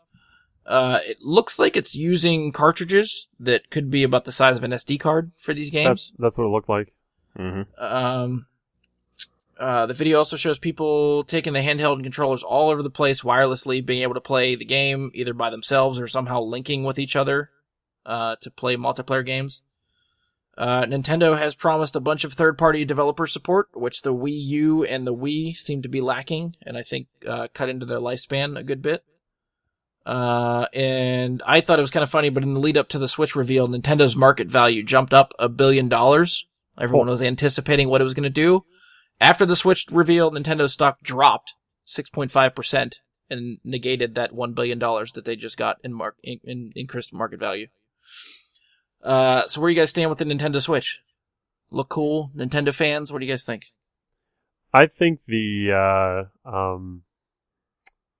like little screen thing, it looks like it's just the natural evolution of what Nintendo's been doing anyways. I mean, if you look at the GameCube, you could plug in your GameCube Advance and play like little mini games doing that. Yeah. And then they go to the Wii, which had like the moving functionality and whatever, and then they kind of introduced the Wii U, which kind of had the little screen and the movement functionalities. And now this one, it's more of a mobile thing. The one thing I was curious about was when you took, you're gonna have to have like fucking Wi-Fi everywhere, like everywhere you go. Like the only thing you can do it with is you're gonna have to like, you'll see a lot of them at Starbucks and. Well, I didn't know if it's like if it's its own like mobile hotspot, because it seems like they're just out places, and then people like get together and they can play together. Like it doesn't matter where you're at. Like they're outside on like rooftops and shit in the video. Yeah, that's what I'm thinking. Like, are they going to make you subscribe to like a data plan for this? I feel like that's unlikely. I don't think Nintendo would go that far. One of those things where you need to have Wi-Fi to play. How well do you guys know about the 3DS? Because the 3DS does some sort of like local multiplayer functionality like that, doesn't it? It does. No. I had it a long time ago. I haven't played 3DS in a long time, but it did have a local multiplayer thing where, it was pretty much kind of what you were saying, a little hotspot that would pick up other gamers and you could play if you were close enough. Okay. Yeah, I definitely think we need like some concrete details with this thing, but from the video, that seems to be what they're showing. From what I looked up about it, it's essentially what you're saying. Seems like that's going to be the case. They haven't released full specs on it yet, but it seems like that's going to be, it's going to have a limited hotspot functionality to pick up and tell you, these other gamers are in the same Starbucks that you're in, for instance, and if you're playing the same game, go ahead and hop on with them, or if your friends are nearby and they're playing, hop in and do it. Yeah. The only thing I was kind of thinking is, like, Nintendo still holds a pretty solid share of, like, the handheld market with the 3DS. Like, 3DS is still selling a buttload for them. This console, their own console, seems to encroach on what the 3DS market. Like, they're going to get people that primarily would buy a 3DS handheld, and they might buy this instead. Mm-hmm. So I feel like they're going to lose money from 3DSs, but they might sell more Switch consoles because of it, but I don't know if that's going to help them at all. I mean, the questions about this system are really numerous at this point. The video is very, very ambiguous. Yeah, the few specs that they did release, it does seem like you're going to have limited saving functionality when you're using the mobile piece, because they're not going to have any sort of external hard drive for the system. It might just be based on like cloud saves. Yeah, and that's a big issue. So the other thing that they think is going to be a major issue for it is battery life on the handheld. Oh, definitely. And they haven't really released specs on what the battery's like, and you can play it for an hour when you can take it away from that dock.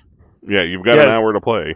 So they'll have to have like another way to charge it too. So like if I'm going to Las Vegas and I want to bring my handheld part, like I'll leave the dock here, and then I'll have to have something to plug into the handheld when I actually get to my hotel in Las Vegas, just for example.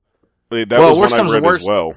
I mean, the dock itself isn't too much bigger than the handheld itself, so if you're packing something up to take it somewhere, you probably could take the dock with you because it's not very big. That's true. What I had seen as well is that it is going to have a USB charging port.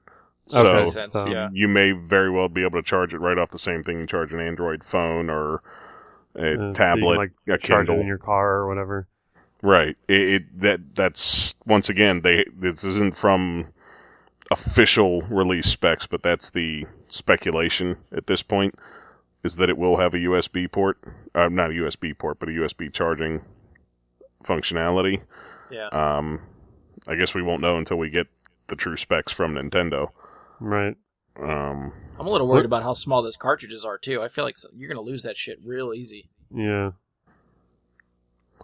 Yeah, that's one of the things with handhelds that has always been an issue in the last how many years now? Since I guess the 3DS, since the DS even, they were very small. Yeah. And you almost had to have like a little carrying case and make sure that they're in there, because the little tiny things, if you put them in your pocket, they're liable to get put through the washing machine or something. Have your little man purse of Game Boy games. Yeah, just to have something so that it's not just in your pocket. See, when I watched the video too, when they put that little cartridge in like the top of the handheld, I actually thought that was like your save, like your memory card. Like that was going to be how you save the game. I wasn't even thinking that could be the game. Yeah, is it actually confirmed that they are the game and not the memory cards? Well, they teased like way before they even named this that Nintendo was going back to cartridges. Yeah, I think that's been the rumor, and I thought I'd seen places say that it is taking cartridges, so I think people are assuming that's the cartridge size that they're going to use. But again, like the actual Nintendo hadn't really, I don't think, put out, like you were saying, they didn't put out specs or officially like this is all the stuff that this is going to do. They just put the video out and are letting us sort of watch the video and figure out what we think it does. Yeah. I mean, I don't know. I think one of the issues that I saw perhaps was when I looked at like the confirmed games list. It didn't seem very deep at this point. Yeah, launch titles and stuff, and third-party stuff will come later. But I am kind of excited to be able to play Mario Kart wherever the fuck I want. Yeah. Hell yeah. Yeah, I mean, if there's something that could get me to buy it, Mario Kart, especially if they do a new version of Mario Kart for it of some sort where it's like brand new.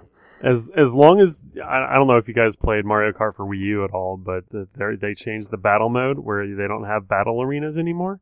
You actually battle on the actual tracks, like you have to actually like drive around one way or the other, which I thought was really fucking stupid.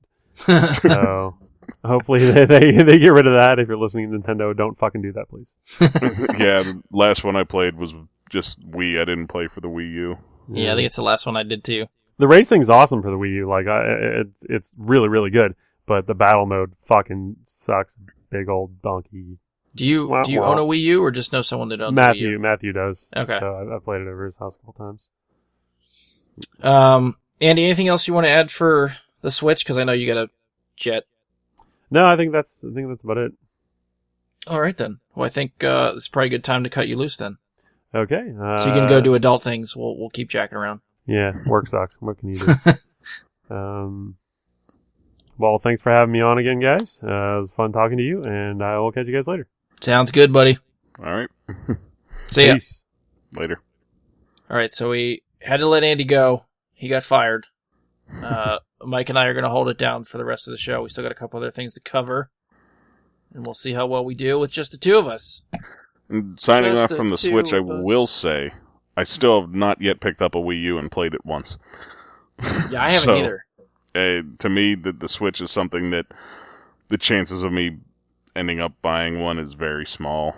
I feel some Mario like Kart on the road. I'd more likely buy this than like a Wii or a Wii U. Like I think my dad actually bought a Wii for the family. Like whenever we're all together, like that was something we did when it first came out.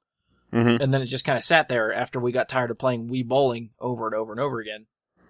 And for as big as a Nintendo fan I was growing up, it's sad that I don't really care about any of these consoles or games that much anymore. See, the Wii, I still, when I picked up, what was it, Super Mario Sunshine for the Wii or something like that? The Super Mario title that launched with the Wii. Yeah. I was all about it. You know, I was like right there. I still can go back and pick up Mario 64 today and play it if I want. You know, like I can still go back and enjoy the hell out of it. That one, it was fun. I enjoyed playing the Mario games. It was just like there was nothing else there for me. I tried getting into Twilight Princess and I couldn't. There was several games there. Like the only other ones I really enjoyed were the Resident Evil light gun games, and well, that's the thing. Like the Wii flooded the market with a bunch of crappy games. They didn't have third-party support, so you didn't have like EA or like Ubisoft or all those people porting.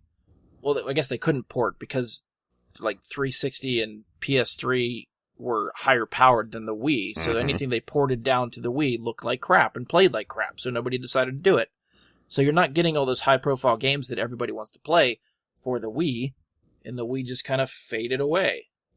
But Nintendo still supported it with their core games. Legend of Zelda, Super Mario, those are the two big examples of that. Yeah. So it still found life that way. I feel like Nintendo is at the cutting edge of the innovation in the gaming industry, but they're not putting enough into their hardware. Yeah. That like the power behind the hardware isn't there, but the ideas they're putting forward are fantastic. And, Xbox and PlayStation tried to copy off of the success of the Wii, and it just did not work for either one of them. Yeah, how many Kinect games do you know that are out there right now? Exactly. But people still play the Wii today. People are still playing it even though it's, very old at this point. Some sort of crazy sweet spot where, like, my grandmother could pick up the Wii controller and play bowling. Mm-hmm. She didn't have to worry about some funky buttons. She could just make a motion. You throw an Xbox controller in front of them, and they're like, what the hell do I do with this? There's too many buttons. I don't know what to do with these two sticks. Like, yeah. It's not for the casual person. We hit that casual crowd incredibly well, and it sold a shit ton. Mm-hmm. And I think Nintendo thought 2 years later or whatever, it seemed like it was really quick. They could do it again with the Wii U, and then it didn't sell. Well, the Wii U just did not feel as different enough from the Wii. It seemed like a Wii with a really weird controller.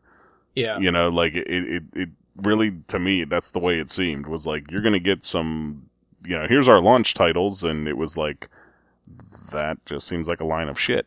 Like you're releasing the same Super Mario Brothers that you released for Wii, but now it's on Wii U. Or actually, it was a DS port, wasn't it? It was the 3DS Super Mario Brothers that launched with Wii U. Yeah, I honestly don't remember which one it was. But it wasn't wasn't an entirely new game. Right. And it was like, so what are you giving us as incentive to buy the Wii U? They had some, I remember there was some goofy, stupid zombie game that came out with it. And there was a few other just not enticing titles. And that's where you're going to sell your systems. And Nintendo has their own series going, but when's the last time Nintendo came up with a new game, a new series for a game that was like, that looks awesome, I have to get into that. They don't. PlayStation, Microsoft, they're innovating with games, but they're not innovating with the way you play them. And they're still selling huge numbers because people care more about the games than they do about the system. Right. Yeah, So, Nintendo banks hard on their Mario brand, the Legend of Zelda brand. Star Fox came back pretty hard for a while. Mm-hmm. Smash Brothers, I guess, could be considered part of Mario, but that's always real big. Yeah. And I don't know any other first-party stuff from Nintendo that I feel like would sell Mario systems. Party was big. Oh, that's true. Yeah. Systems, but it was big.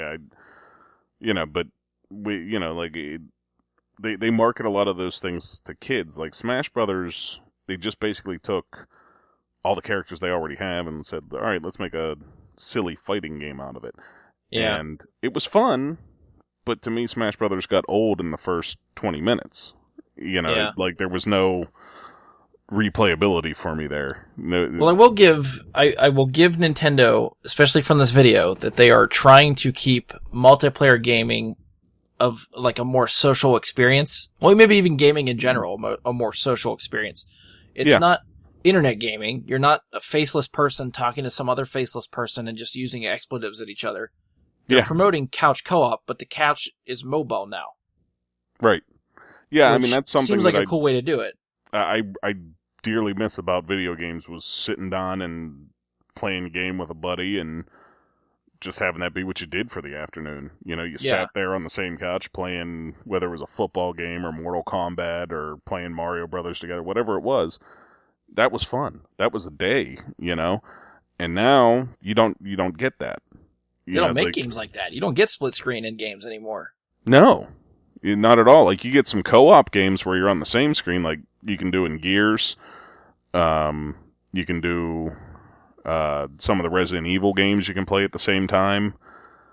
The third-person shooters, I guess, is basically where you're at with that. Yeah. And it's still fun, but it's not the same. You get sports games and you get third-person shooters, and that's about it as far as couch games to go. So what Nintendo's doing is important, I think, for kids in gaming, because younger people are the ones that are going to do that. Most adults that have jobs, when do I have time to actually go to a buddy's house and sit for 6 hours? I don't. That's my Saturday. Yeah, and then, I get home, and because the grass wasn't cut and everything, I'm divorced. So, life falls apart because I played 6 hours of games on my buddy's couch. Yeah, but for kids, that's, it's a social experience for kids who are into video games, and it's really not there on the PlayStation or the Xbox, so nice to have that available. Yeah, that just brings me back to, it makes me nostalgic for, I used to have people over. I at one point, my gaming systems were in the basement, so I could have people come through the garage of the house and just come through the garage into the basement, almost like my own little area. And we would hold fighting game tournaments and stuff like that on the couch downstairs. Or the time when you had LAN tournaments where they had different Xboxes all hooked up together with different televisions. Yep. We used to do that with Halo, and it was fucking awesome. Yeah. Yeah, I did the same damn things, man, and it was incredible. The ones I always remember, a lot of that with, there was always, the Mortal Kombat and Street Fighter. You had to do things like that, and then there was the racing games where you could do the split screen tournaments, and it was, it was a social experience. You show up and you've got a whole day of just sitting there and going at it. And there's something about just having everybody in the same room, just smack talking each other. It's different when you're smack talking in person as opposed to over the internet with a freaking headset and stuff. But knowing on the other end you're talking to a 12-year-old. There was a time, I want to say it was well after Resident Evil 2 came out, but my cousin had told me about him and his buddies challenging each other for speed runs through the game. Because, it was always that benchmark, could you complete it in under 2 hours? Yeah. And there was a time when myself and 3 buddies took a whole weekend and we did speed runs through Resident Evil 2 through the whole weekend, and just kind of had like a prize for whoever got the best time. And that was just a blast. Just, it was the same damn 2 hours of game over and over and over again, but you still enjoyed it. So it was just something that you could do, and now you can't even speed run any of the games that have a story mode in 2 hours. Yeah. It's all, like, I think the minimum you're going to see now is like 5. And that's not a speed run. That's endurance and will to do it. Now we sound like the old man. Back in my day with these games. Well, the games are different. I mean, that's something I'll give Nintendo a lot of credit for as well, is they do tend to stick to a more old school style of a game sometimes, and there was games back in the day that, you had to focus on and learn how to play and beat it through losing 1,000 times. Oh yeah. Everybody's attention span nowadays, they don't want to deal with that shit. Right. Today, if you're playing Call of Duty or you're playing, it's like, oh, I got shot a few times. Hide under cover for a minute while your health regenerates itself. It's like, what? You don't have to find a health pack? What's going on? Like, you mean you don't have to risk it and hope that there's a heart behind that guy or something? Like, you didn't regenerate health back then. Right, yeah, that's a new... Yeah, what... It was more or less like Halo, I think, was the one that brought that around. Halo. Definitely was Halo. I mean... And then aiming down the sights came from Call of Duty. That was a Call of Duty thing that everyone's adopted now. Yeah. Yeah, it's... I love the games that we have today and everything. It just, they feel different than games used to feel. Yeah. The futility of the original Teenage Mutant Ninja Turtles game on NES. Oh my god. As an adult, I have an Xbox loaded with... I shouldn't say this on live air. I don't think it's legal. But all the emulator stuff. Yeah. Like a buddy of mine had a friend that he bought it off of, put a terabyte hard drive into it, and just loaded it with everything he could. And so as an adult, I was able to go back and actually beat that Teenage Mutant Ninja Turtles game, and go back and beat Punch-Out and games like that as a kid were basically impossible, Ninja Gaiden was the one for me that always kicked my ass. I haven't gone back and beaten that one yet, but I can put it on the list. There's quite a few there. Yeah, all right. So we're sort of getting sidetracked. I want to make sure we hit the other stuff before I could talk video games all day. So we'll have to come back around to that for another episode. Yeah. There you go. I'm gonna kind of backtrack us here, at least as far as my outline. We're gonna stick sort of video game related, and then we'll get back into the movie side of things that we sort of skipped over. Another video game thing that came out was the confirmation from Rockstar, and we got a short little trailer for Red Dead Redemption 2. Basically, I guess, I mean, there's not much to go on for the trailer. They don't give you too much besides showing some settings. You get to see a lot of shots of the wilderness and how fucking great all that stuff looks. Have you played any of, like, Rockstar games, GTA, or, like, Red Dead, or... I've played... last GTA I played was 4. Okay. And I did not play Red Dead Redemption. Trying to think of any other Rockstar games I may have played. I don't know if it was the same division of Rockstar, but like they did LA Noire was one. No. They did Max Payne 3, I think, was one of the Rockstar studios. I don't know if I played 3 or not. Those games kind of got fuzzy. The first two Max Paynes were Remedy. Yeah. And the third one was Rockstar. Okay. I don't think I played the third one.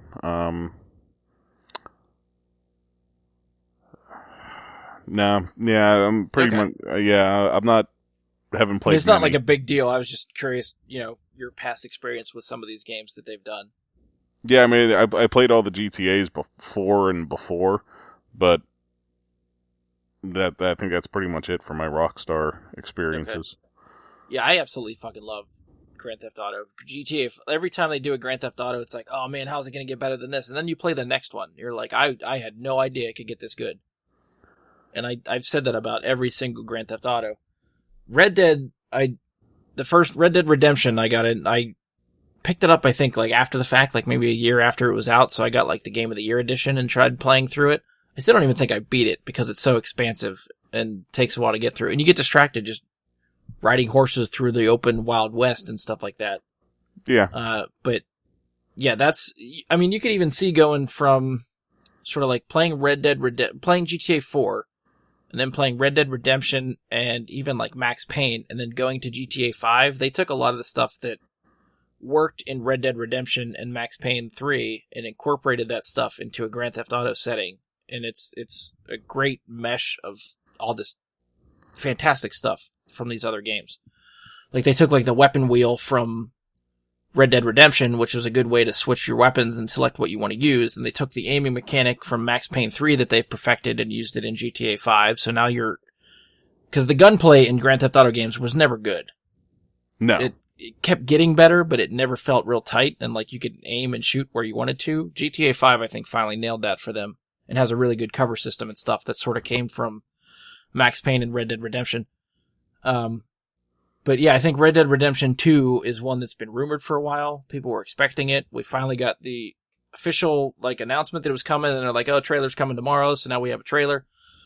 And there's a little bit of a voiceover. I really don't know what the story is about. The poster that they put out, and even the trailer, seems to focus around 7 characters on horses riding into the sunset, which I'm getting that Magnificent Seven feel. Okay. Which I think would fit right at home for a Red Dead Redemption game. I think that'd be really cool. Yeah. And Grand Theft Auto 5, the story of that game, you were able to rotate and switch on the fly between 3 different main characters. They could take that to the extreme for Red Dead Redemption 2. You could have 7 main characters. That could be a thing now. Okay. That's interesting. I feel like that's a bit ambitious for them, but I'm saying if they're letting you switch around like that for GTA, the next logical thing is to expand upon that. Right. It could be kind of cool to have 7 main characters that you could sort of bounce around with at any given time, or see different parts of the story from different people's perspectives. See, right there, like, instantly, I don't want to get off Red Dead Redemption, but that instantly, like, makes my mind travel to, like, finally, I think I figured out how they can make a Walking Dead game work. And because, you know, it's the same thing where it follows so many different characters at once that... They have a couple Walking Dead games, too, I think. They do, but none of them is really what you fully want out of it. Because you want that open world Walking Dead game. Like the big one that they put out was Telltale. Put out like the story mode one where, you know, there's not really action. That's basically like choose your own adventure type of thing. Right. Yeah, if you ever played what the hell was the name? Quantic Dream made the game for PlayStation 3. Oh, is that like Heavy Rain and stuff like that? Yes, Heavy Rain. I think that it comes close to similar to Heavy Rain, where you don't really do much of anything in it. Specifically, like, you know, there's not an action sequence where you're going to fire the gun. It's maybe some quick time events. Right. But they haven't really nailed down like any sort of open world Walking Dead game ever. And I think that might be a way to do it, and Rockstar might be like paving the way for that to happen eventually. I think Rockstar, I feel like, is paving the way for some sort of MMO. Like the GTA Online for GTA 5 is basically an MMO. Really? It's just like not completely like you're confined to the island like that they have of Los Santos. Like that's their city, but there's a bunch of different landscapes to go through. But it's so in depth between like earning money to own apartments, to have garages, to have cars, to get insurance on cars. So like it's in depth to the point where if you're playing online with other people randomly in the world, you have a car that you've bought and paid for. You've bought insurance on it, and you're driving down the road, another player comes by and blows up your car. They pay the insurance claim for that car, so you can get it back for free and without paying any money. That's interesting. It's that kind of in-depth of a world. Like it still amazes me, the little shit that you can do in this place. And they keep adding to that online world. It keeps growing. They keep giving you free content for that kind of stuff. And that kind of thing and, you know, if you go back and play the first Red Dead Redemption and play online, there are seeds of that there. Like, you could go into the open Wild West and come across other players and just have shootouts in random towns and stuff like that, and go after wanted posters, and I can't remember if there's more to it than that, but it was the basics of what GTA Online could be. Now that they've perfected GTA Online, doing that setting in a open Wild West environment with cowboys and Indians and shit, I think would be fucking fantastic. Granted, you can't own like a garage and houses and cars. Well, maybe houses, but you're not going to have a place to put cars, but you could maybe pimp out a horse or something. Yeah, sure. Or a carriage. Get Maybe you get a carriage. pretty Maybe sweet you get some saddles. carriages. You know. Yeah. Let's put some spinners Reins. on them saddles. Yeah. I mean, it sounds like it could be very interesting.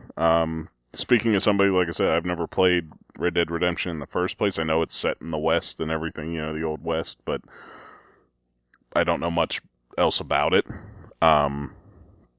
It sounds interesting enough at this point that when 2 comes out, I may pick it up. First one's backwards compatible if you have an Xbox One. Ah, okay. Yeah, they finally started coming around doing that for Xbox One. It took them long enough to start putting a list together of games that were going to work. Yeah, and they keep adding games to that list, so... Yeah, they said they were going to add like 80 games a month or something like that, or some number. I can't. I don't think it was that 80. Ambitious or that many. But they said a specific number per month. I can't remember what it was. Might have been 80 games total over so many months. Yeah, that could be. Yeah, that's maybe more likely. But yeah, I think whenever the hype started getting generated that Red Dead 2 was happening and that they were going to announce something, that was when Microsoft announced that they put Red Dead Redemption backwards compatible. So you can find it on the Xbox Store. If you have an Xbox One, it's on the Xbox Store. You can get it and play it, which I highly recommend. I definitely think it's worth playing. Well, all this talk about Red Dead 2 makes me want to put it in my system and play it again.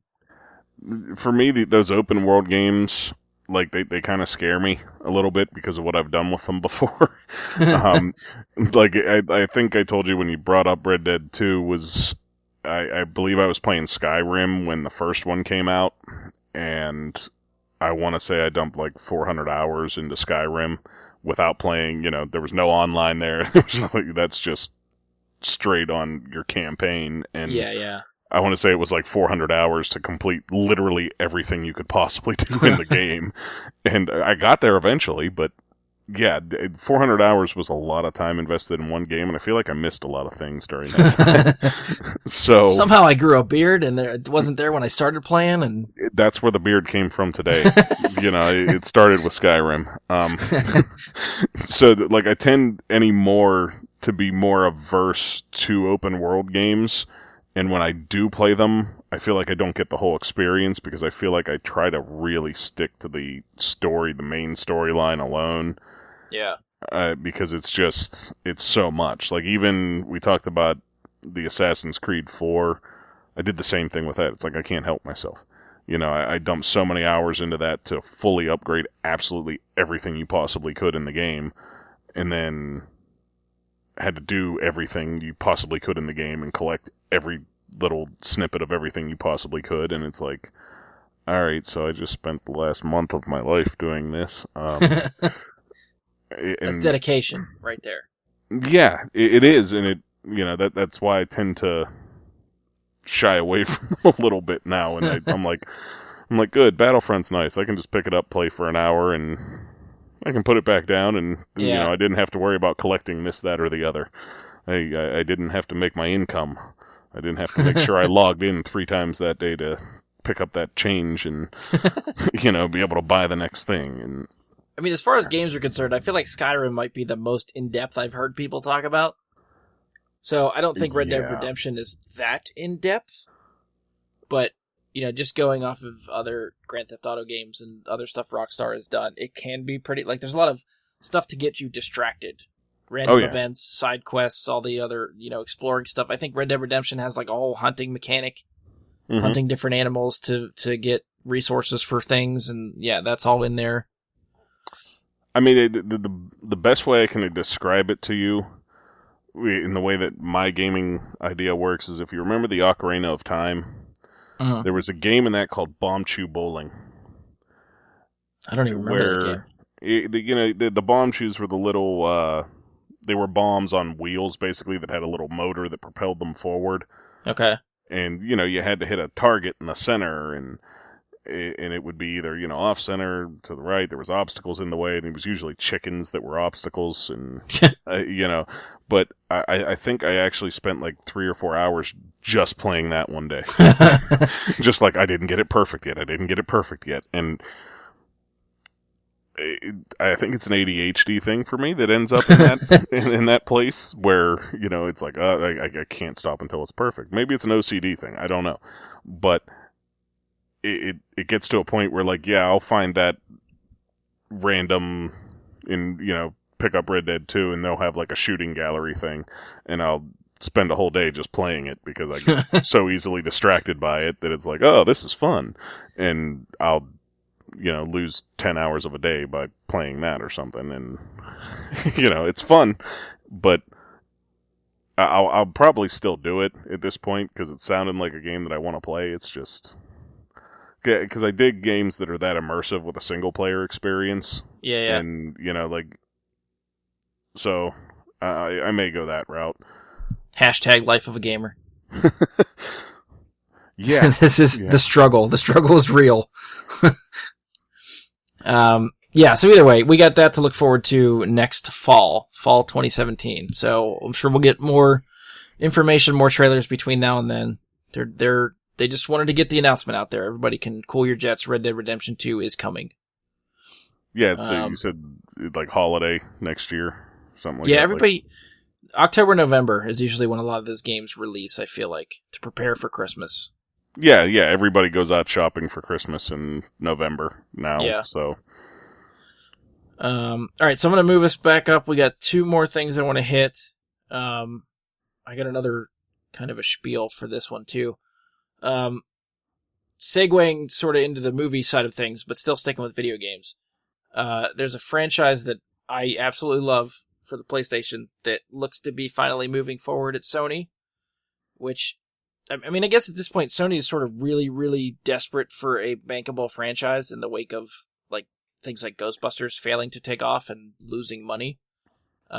So one potential franchise that they've been sitting on is Uncharted, which is based on the popular Naughty Dog video game that Sony owns.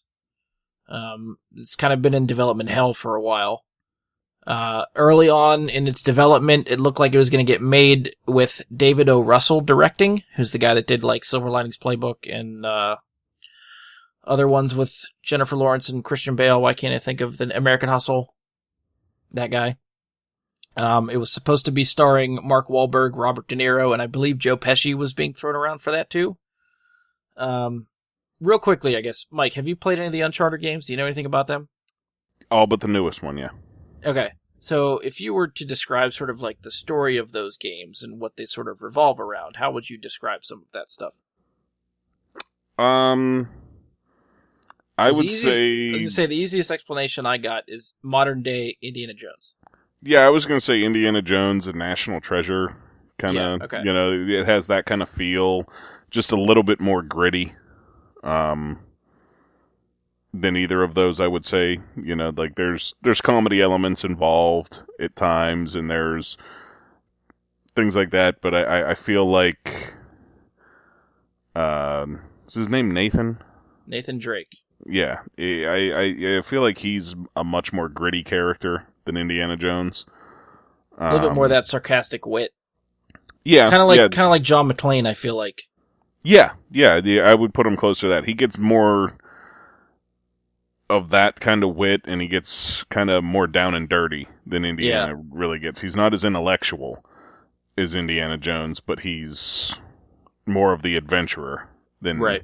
He's going to climb and scale a strange wall and be able to do it just fine, but he's going to have to ask somebody about what this actually is. Yeah. So do you know anything about the old development for this movie, like what David O. Russell was going to do? Because the way he described his take on this movie, it doesn't sound anything like what the games did. Yeah, I don't know what the old development was like. I have followed a little bit of the new stuff. Okay. But not the old stuff.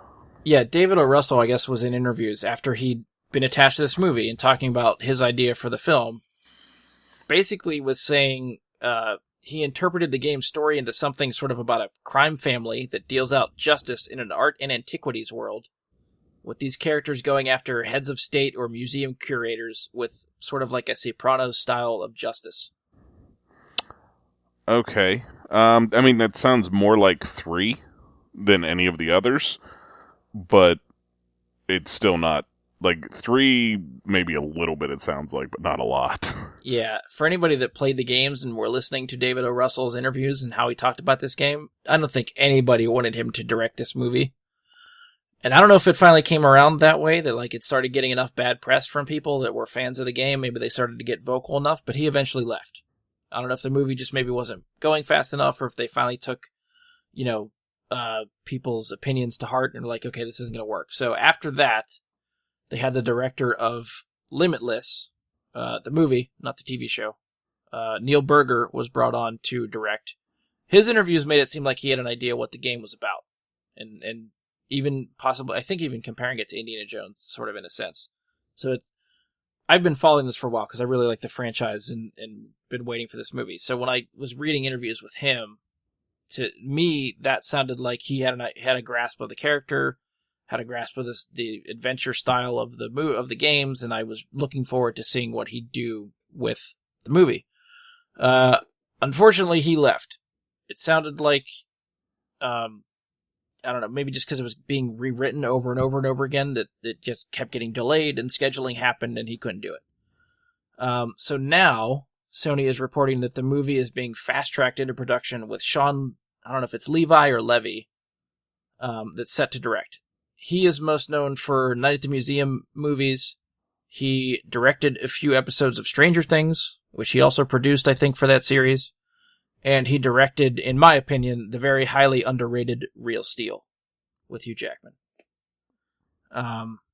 So, if Levi is the one to direct an Uncharted movie, how do you feel about that? Do you think he's a good fit for that movie, that franchise, potential franchise? Somewhat. It's a hard one to, once again, choose a director for, because, you have the guy that directed National Treasure out there, and I believe I mentioned him before the show, John Turteltaub. And yeah, he would actually be a great fit. Right. If I was going to choose somebody, I would probably go with him. But sidebar, real quick, what's happening with National Treasure 3? Are they doing that? Is he still attached to that?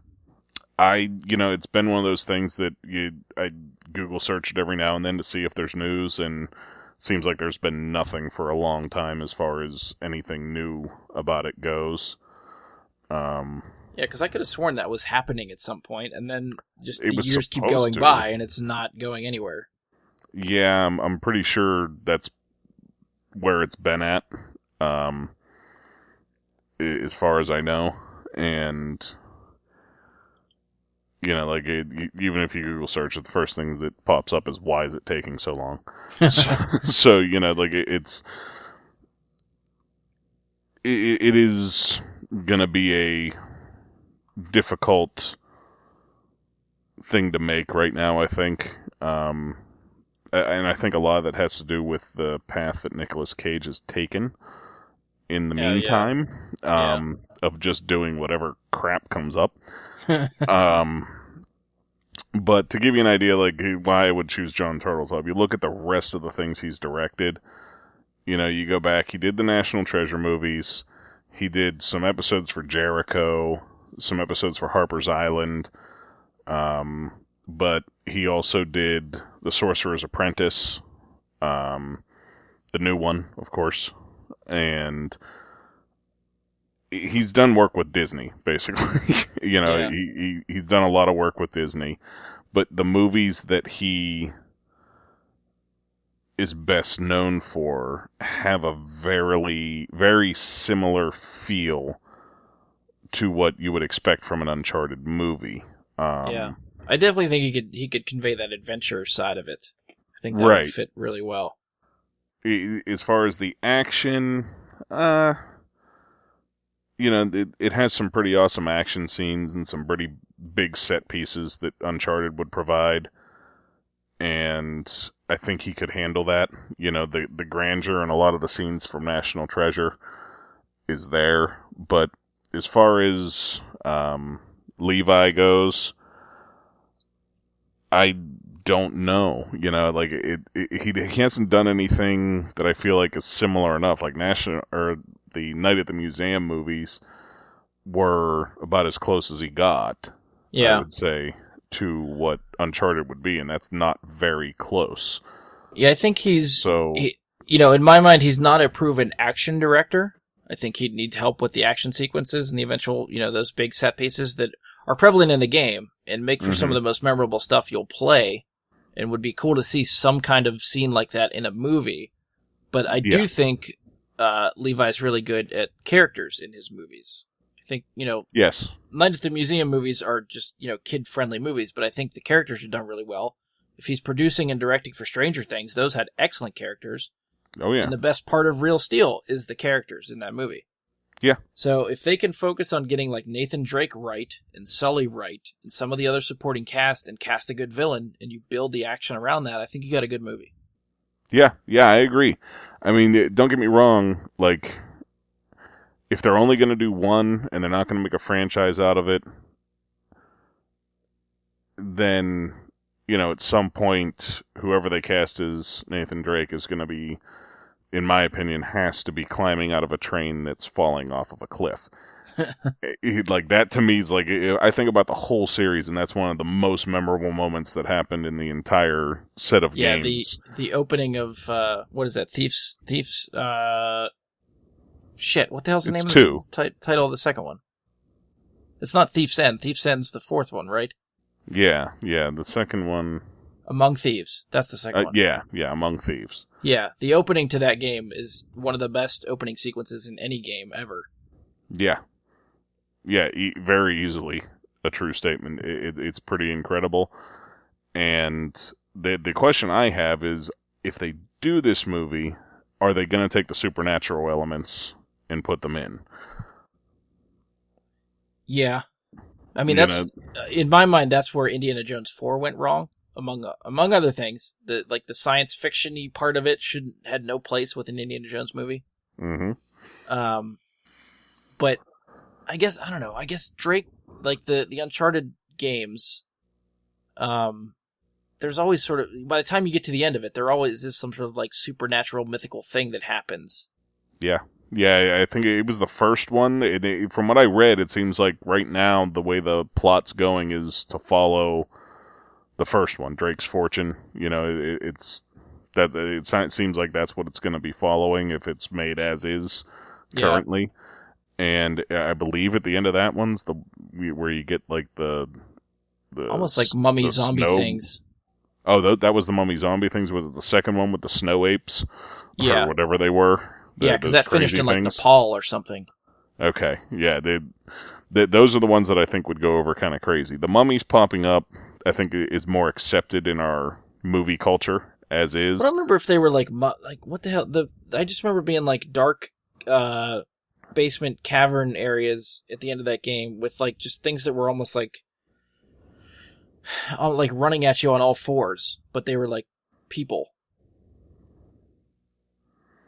I'm gonna search it and see if I can find an image. There's got to be a term for it, and they probably use that term in the game. But it's been a while since I played the first one. I just remember being overrun by those creepy type of guys, and I figured they were more or less look kind of like the best way I could put it's like a cross between a mummy and the creatures from the movie Descent. The Descent. Okay. You probably haven't watched Descent. I have not. Okay, they're it's very similar for the listeners out there. That's what they would kind of look like. Yeah, somebody out there will get your frame of reference. It just won't be me. Yeah, it's a very popular horror movie. People love it. I wasn't quite as big on it as other people, but a lot of people were really into it. Yeah, I mean, I don't know if they'll go that route or not, but I mean, I really don't think they have to, and it kind of surprises me that, like, this movie has taken so long to make, because I feel like it's I feel like there's not a lot of movies out there that have a modern setting for like an Indiana Jones style adventure film. I Right. feel like that's a genre that's lacking, and for them to be able to just make a movie in that vein and put it out, I think you'd get an audience for that because there's nothing else similar to that out there right now. Yeah, I agree. I mean, the people who write these games for Uncharted, I don't know who they are, but the people who are writing the Uncharted games do a fantastic job of researching things for him to go after in history. You know, it's historical items. I want to say in Drake's Fortune, he's looking for El Dorado, and you know that he's basically looking for a treasure hidden by Sir Francis Drake, which is why it's called Drake's Fortune. Who I believe he also turns out to be like an ancestor of. Yeah, it's somehow a relative of his. Yeah, and it has a very good feel to it. It's a very cinematic game to play. It's one of the few games where like I don't even have to be playing it. I'll just be in the room watching it when other people play, and it's totally fine. Yeah, as long as they just don't keep dying in the same damn place. Yeah, then you get frustrated. Just give me the damn controller, I'll do it. Yeah, but yeah, it's a game you could just watch a playthrough of like it was a movie if it was short enough. You know, I mean, it'd be a long movie, but you could watch a playthrough of cutscenes and it would work. You know, yeah, there are so many memorable cutscenes and specifically, like I always seem to gravitate towards the third one in the cargo plane. Yeah, that was fucking cool. There's a building that's like falling down in the second one that you have to play through and like jump out of while you're being hunted through a city by a helicopter. Yeah, there's a whole train sequence in that one too that's freaking awesome. Yeah, I mean, and they film it for the game cinematically in a lot of cases, you know, like yeah, you know, the camera angles and everything. You're playing the game, but you're not exactly in that standard third-person perspective the whole time. You know, you'll hit a point and you'll still have to be running, say, along the edge of a cliff, but they'll take the wide-angle view for you to do it so that it looks cinematic. You know, the camera angle switches to different perspectives that a movie would do, you know, and it's a very interesting way of filming the game. And I don't know if God of War did it first or if Uncharted did it first, but whichever, I'm pretty sure it's one of the two that really innovated that idea. Yeah. And just fantastic in what they do with it. The other thing that might take a while to get over too is I'm so attached to these characters in these games from what the voice actors bring to them. Oh, yeah. And if that doesn't translate into a movie, or if the characters in the movie don't act like how I expect them to from the game, like that's going to rub me the wrong way, I think. And it kind of scares me, but I want to see this movie enough that I'm curious to see how they interpret that and what they do with it. Yeah, I mean, I'm part of kind me of just glad wants it's to not see going to be Nolan one. North like be Nathan Drake in the movie. Yeah, that would not be bad. I mean, the voice acting was perfect for the character. You know, I mean, he absolutely nailed the character's attitude and everything to make him. He defines the character that way. You know, like without I think that voice acting, it doesn't work. Because he brought a lot of his personality to Nathan Drake, and it sticks out, and now you're accustomed to that, and that's what you want now. So it's like, why not just get that guy to be the person in the movie? Yeah, I mean, I'm not actually 100% familiar with what Nolan North even looks like. He kind of looks like Nathan Drake, to be honest. A little. I don't know if he has big screen movie chops. Well, that's the thing. You can't put Nolan North as a title card in the movie, and then people are like, oh, yeah, okay, I'm going to go see that now. Like, obviously you need star power to bring people into this unknown franchise. Yeah. Yeah, I mean, it's not an easy casting because there's a lot of guys that could fit the physical role that have some of the, you know, personality attributes. I think there were two names that I remember, like, early on in development that people were fan casting for this. Bradley Cooper was one, Nathan Fillion was the other. I would dig Bradley Cooper. I dig Nathan Fillion in anything, but I think Bradley Cooper's an excellent choice. I feel like Nathan Fillion would hit the aspect of the humor side of Nathan Drake, like, perfectly. Like the style, the sense of humor, and I don't know, the stuff that Nathan Drake does, just speech wise, would be Nathan Fillion to me. Yeah, I agree. I just don't know if Nathan Fillion at this point in his life can pull off the physical aspect of making it believable that he's climbing a cliff. Right. Yeah, I think this or- movie took too long to get going, that I think he's a little bit too old for that role. Yeah. I would agree with that. Like, yeah, his personality, he's perfect for it. But once again, his age, I think, is going to play against him there, and Bradley Cooper's star power, if they go that route, is much bigger than his is. Right, yeah. They're not even in the same league, so... Well, I think the longer they wait, you're not going to get in either one of those, I think. But if this movie starts getting moving quickly, I mean, that's going to be the next test, who they cast as Nathan Drake. Yeah, that's going to be an important step, is in determining how successful the movie's going to be. Because off the top of my head, I can't think of who I'd like to see that would conceivably get the role as Nathan Drake. But once that's announced, I'm either going to be like, yeah, okay, I'm totally on board, or it's going to be like, no. Yeah, I feel like that's definitely true, because it's that way for a lot of things like this, where you have almost an emotional attachment to the characters, where if it's not the right person, it's going to ruin it. Yeah. The person I would say that, in addition to Bradley Cooper, but I would say Chris Pine would be a good choice. I can see that. Yeah, that could work. He's the only other one off the top of my head that I think could pull it all off. I actually think Chris Pine is a lot funnier than people make him out to be, so I think he could surprise a lot of people with that role. Yeah, I agree. Did you see Horrible Bosses 2? Not 2. No, I haven't seen the second one He is yet. fantastic in that movie. He's probably the best part of that movie. I can see that. He's the best part in a lot of movies he's in. That was the one, I think, for me that I was like, holy shit, this dude's actually really funny. For me, the one that did that was whatever the hell the movie was with him and Tom Hardy. This is War. This Means War. Yeah, they were great in that. Fight over Reese Witherspoon. Yeah, which is totally believable. She's both our age added together. That's gonna work. No, yeah. But yeah, I think he could definitely do it. I'm kind of on board with that. I think if you convinced me with that pick. I mean, and honestly, I think Liam Hemsworth looks the role, but I wouldn't want him in the role.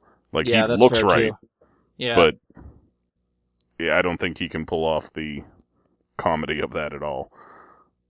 But yeah, I feel like one of these times I'm waiting for him to be like, I'd see something with him in it and be like, okay, I'm on board with you now. I like you.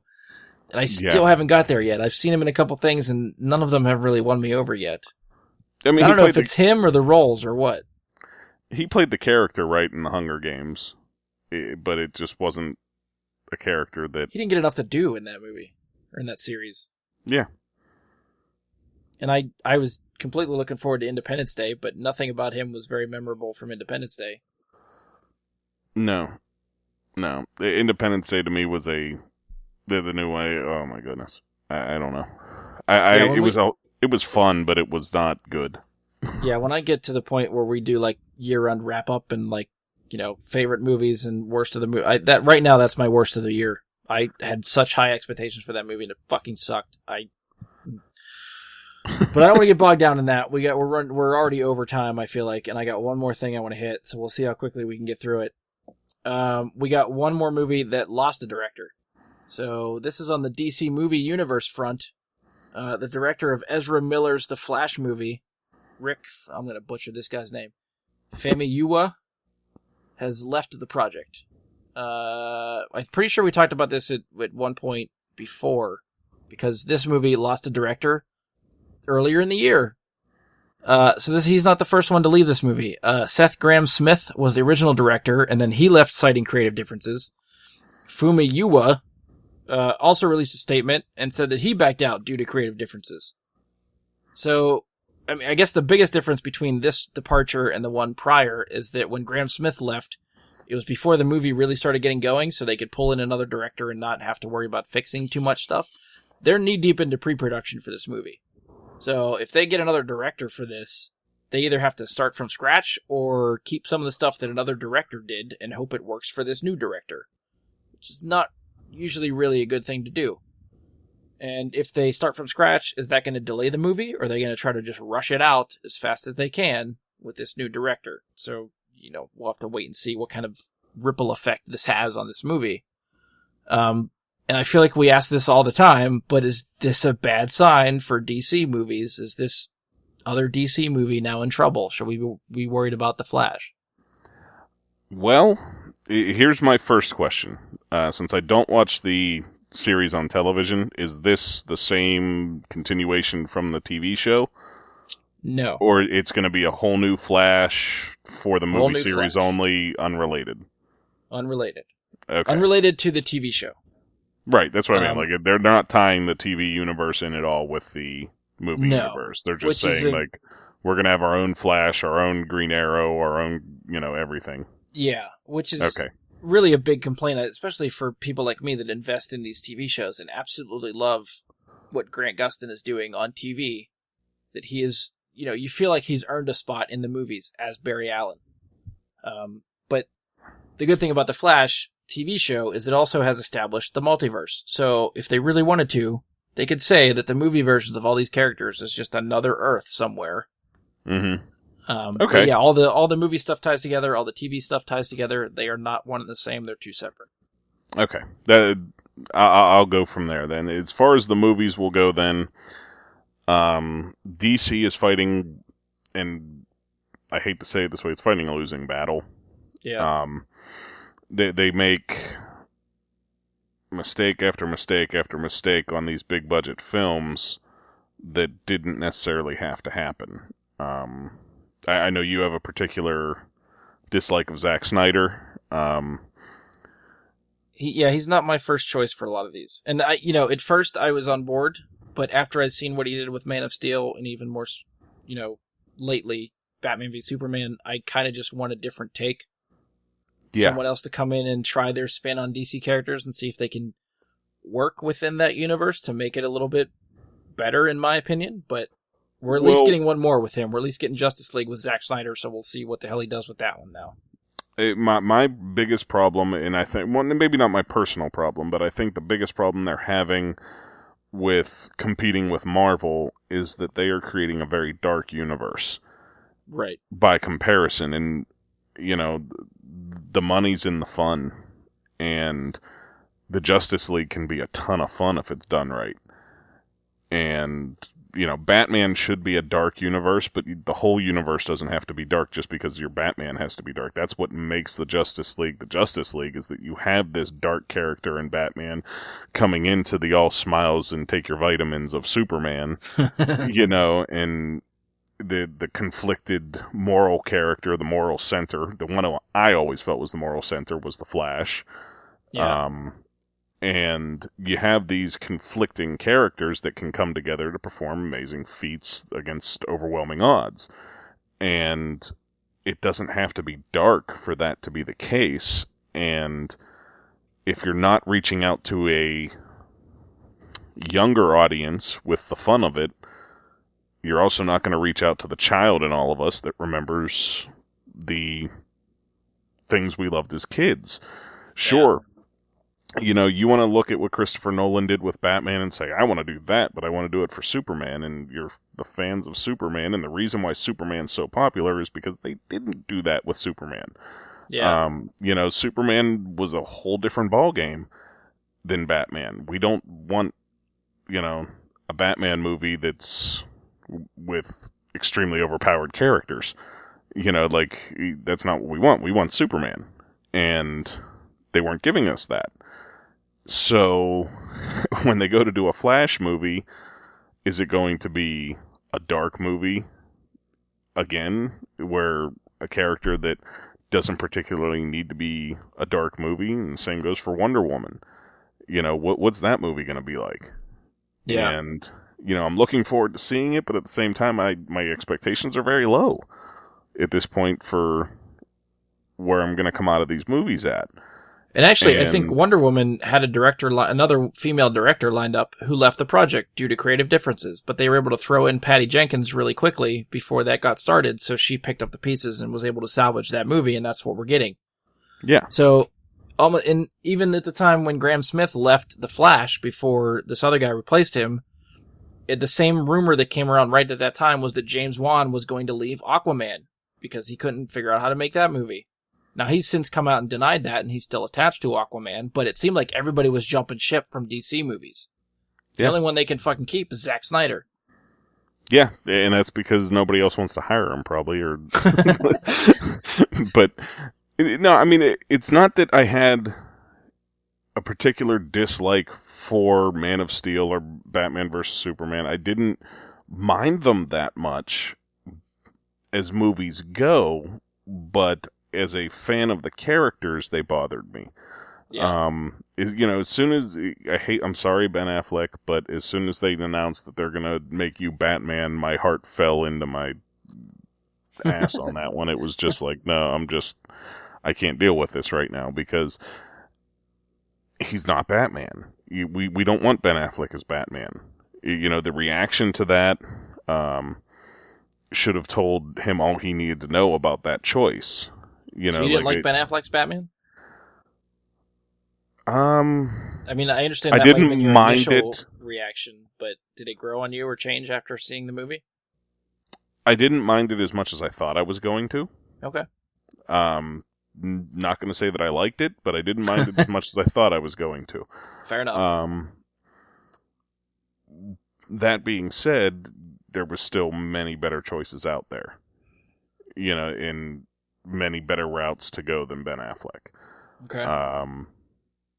And I don't know. It just, they're going down the wrong path and they're just plodding right along and plowing right through saying we're doing it anyways. Yeah, because if any movie's going to lend itself to being fun and exciting, The Flash should be the one to do that. Yeah, exactly.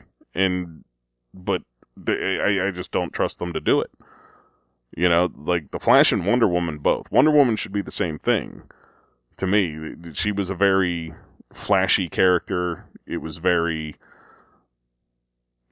colorful, very vibrant world where, there was no inner conflict within Wonder Woman. She was just good for the sake of being good, and, she wasn't. It wasn't that there's not that inner conflict in a lot of these characters like Batman has. They're not. I lost my parents as a kid, and now I have to do this because I'm a vigilante and I'm just going to seek justice.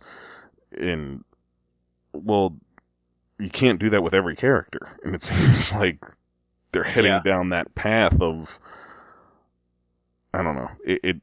I'm rambling on about the darkness of it, but it bothers the hell out of me that Superman was a dark movie in Man of Steel. It was like, can we make this fun? Can we get the song? Can we, have him saving a cat from a tree, just because it's ridiculous for Superman to be needed for a cat from a tree, So do you think it's just that difficult to adapt a Flash movie? Or do you think it's more like, well, we got to keep this in line with all these darker tones and no one wants to make a Flash movie like that, so they keep leaving? I think it's a bit of that, and I think it's a bit of it's difficult to adapt Flash. I feel there's 3 DC characters in the Justice League that deserve their own movie. And you're getting the third one, obviously, in Wonder Woman. The Flash, Aquaman, John Jones, the Martian Manhunter, Cyborg. Just bring them in on as, part characters in other full-fledged movies. Because Manhunter hasn't even shown up in anything. Right.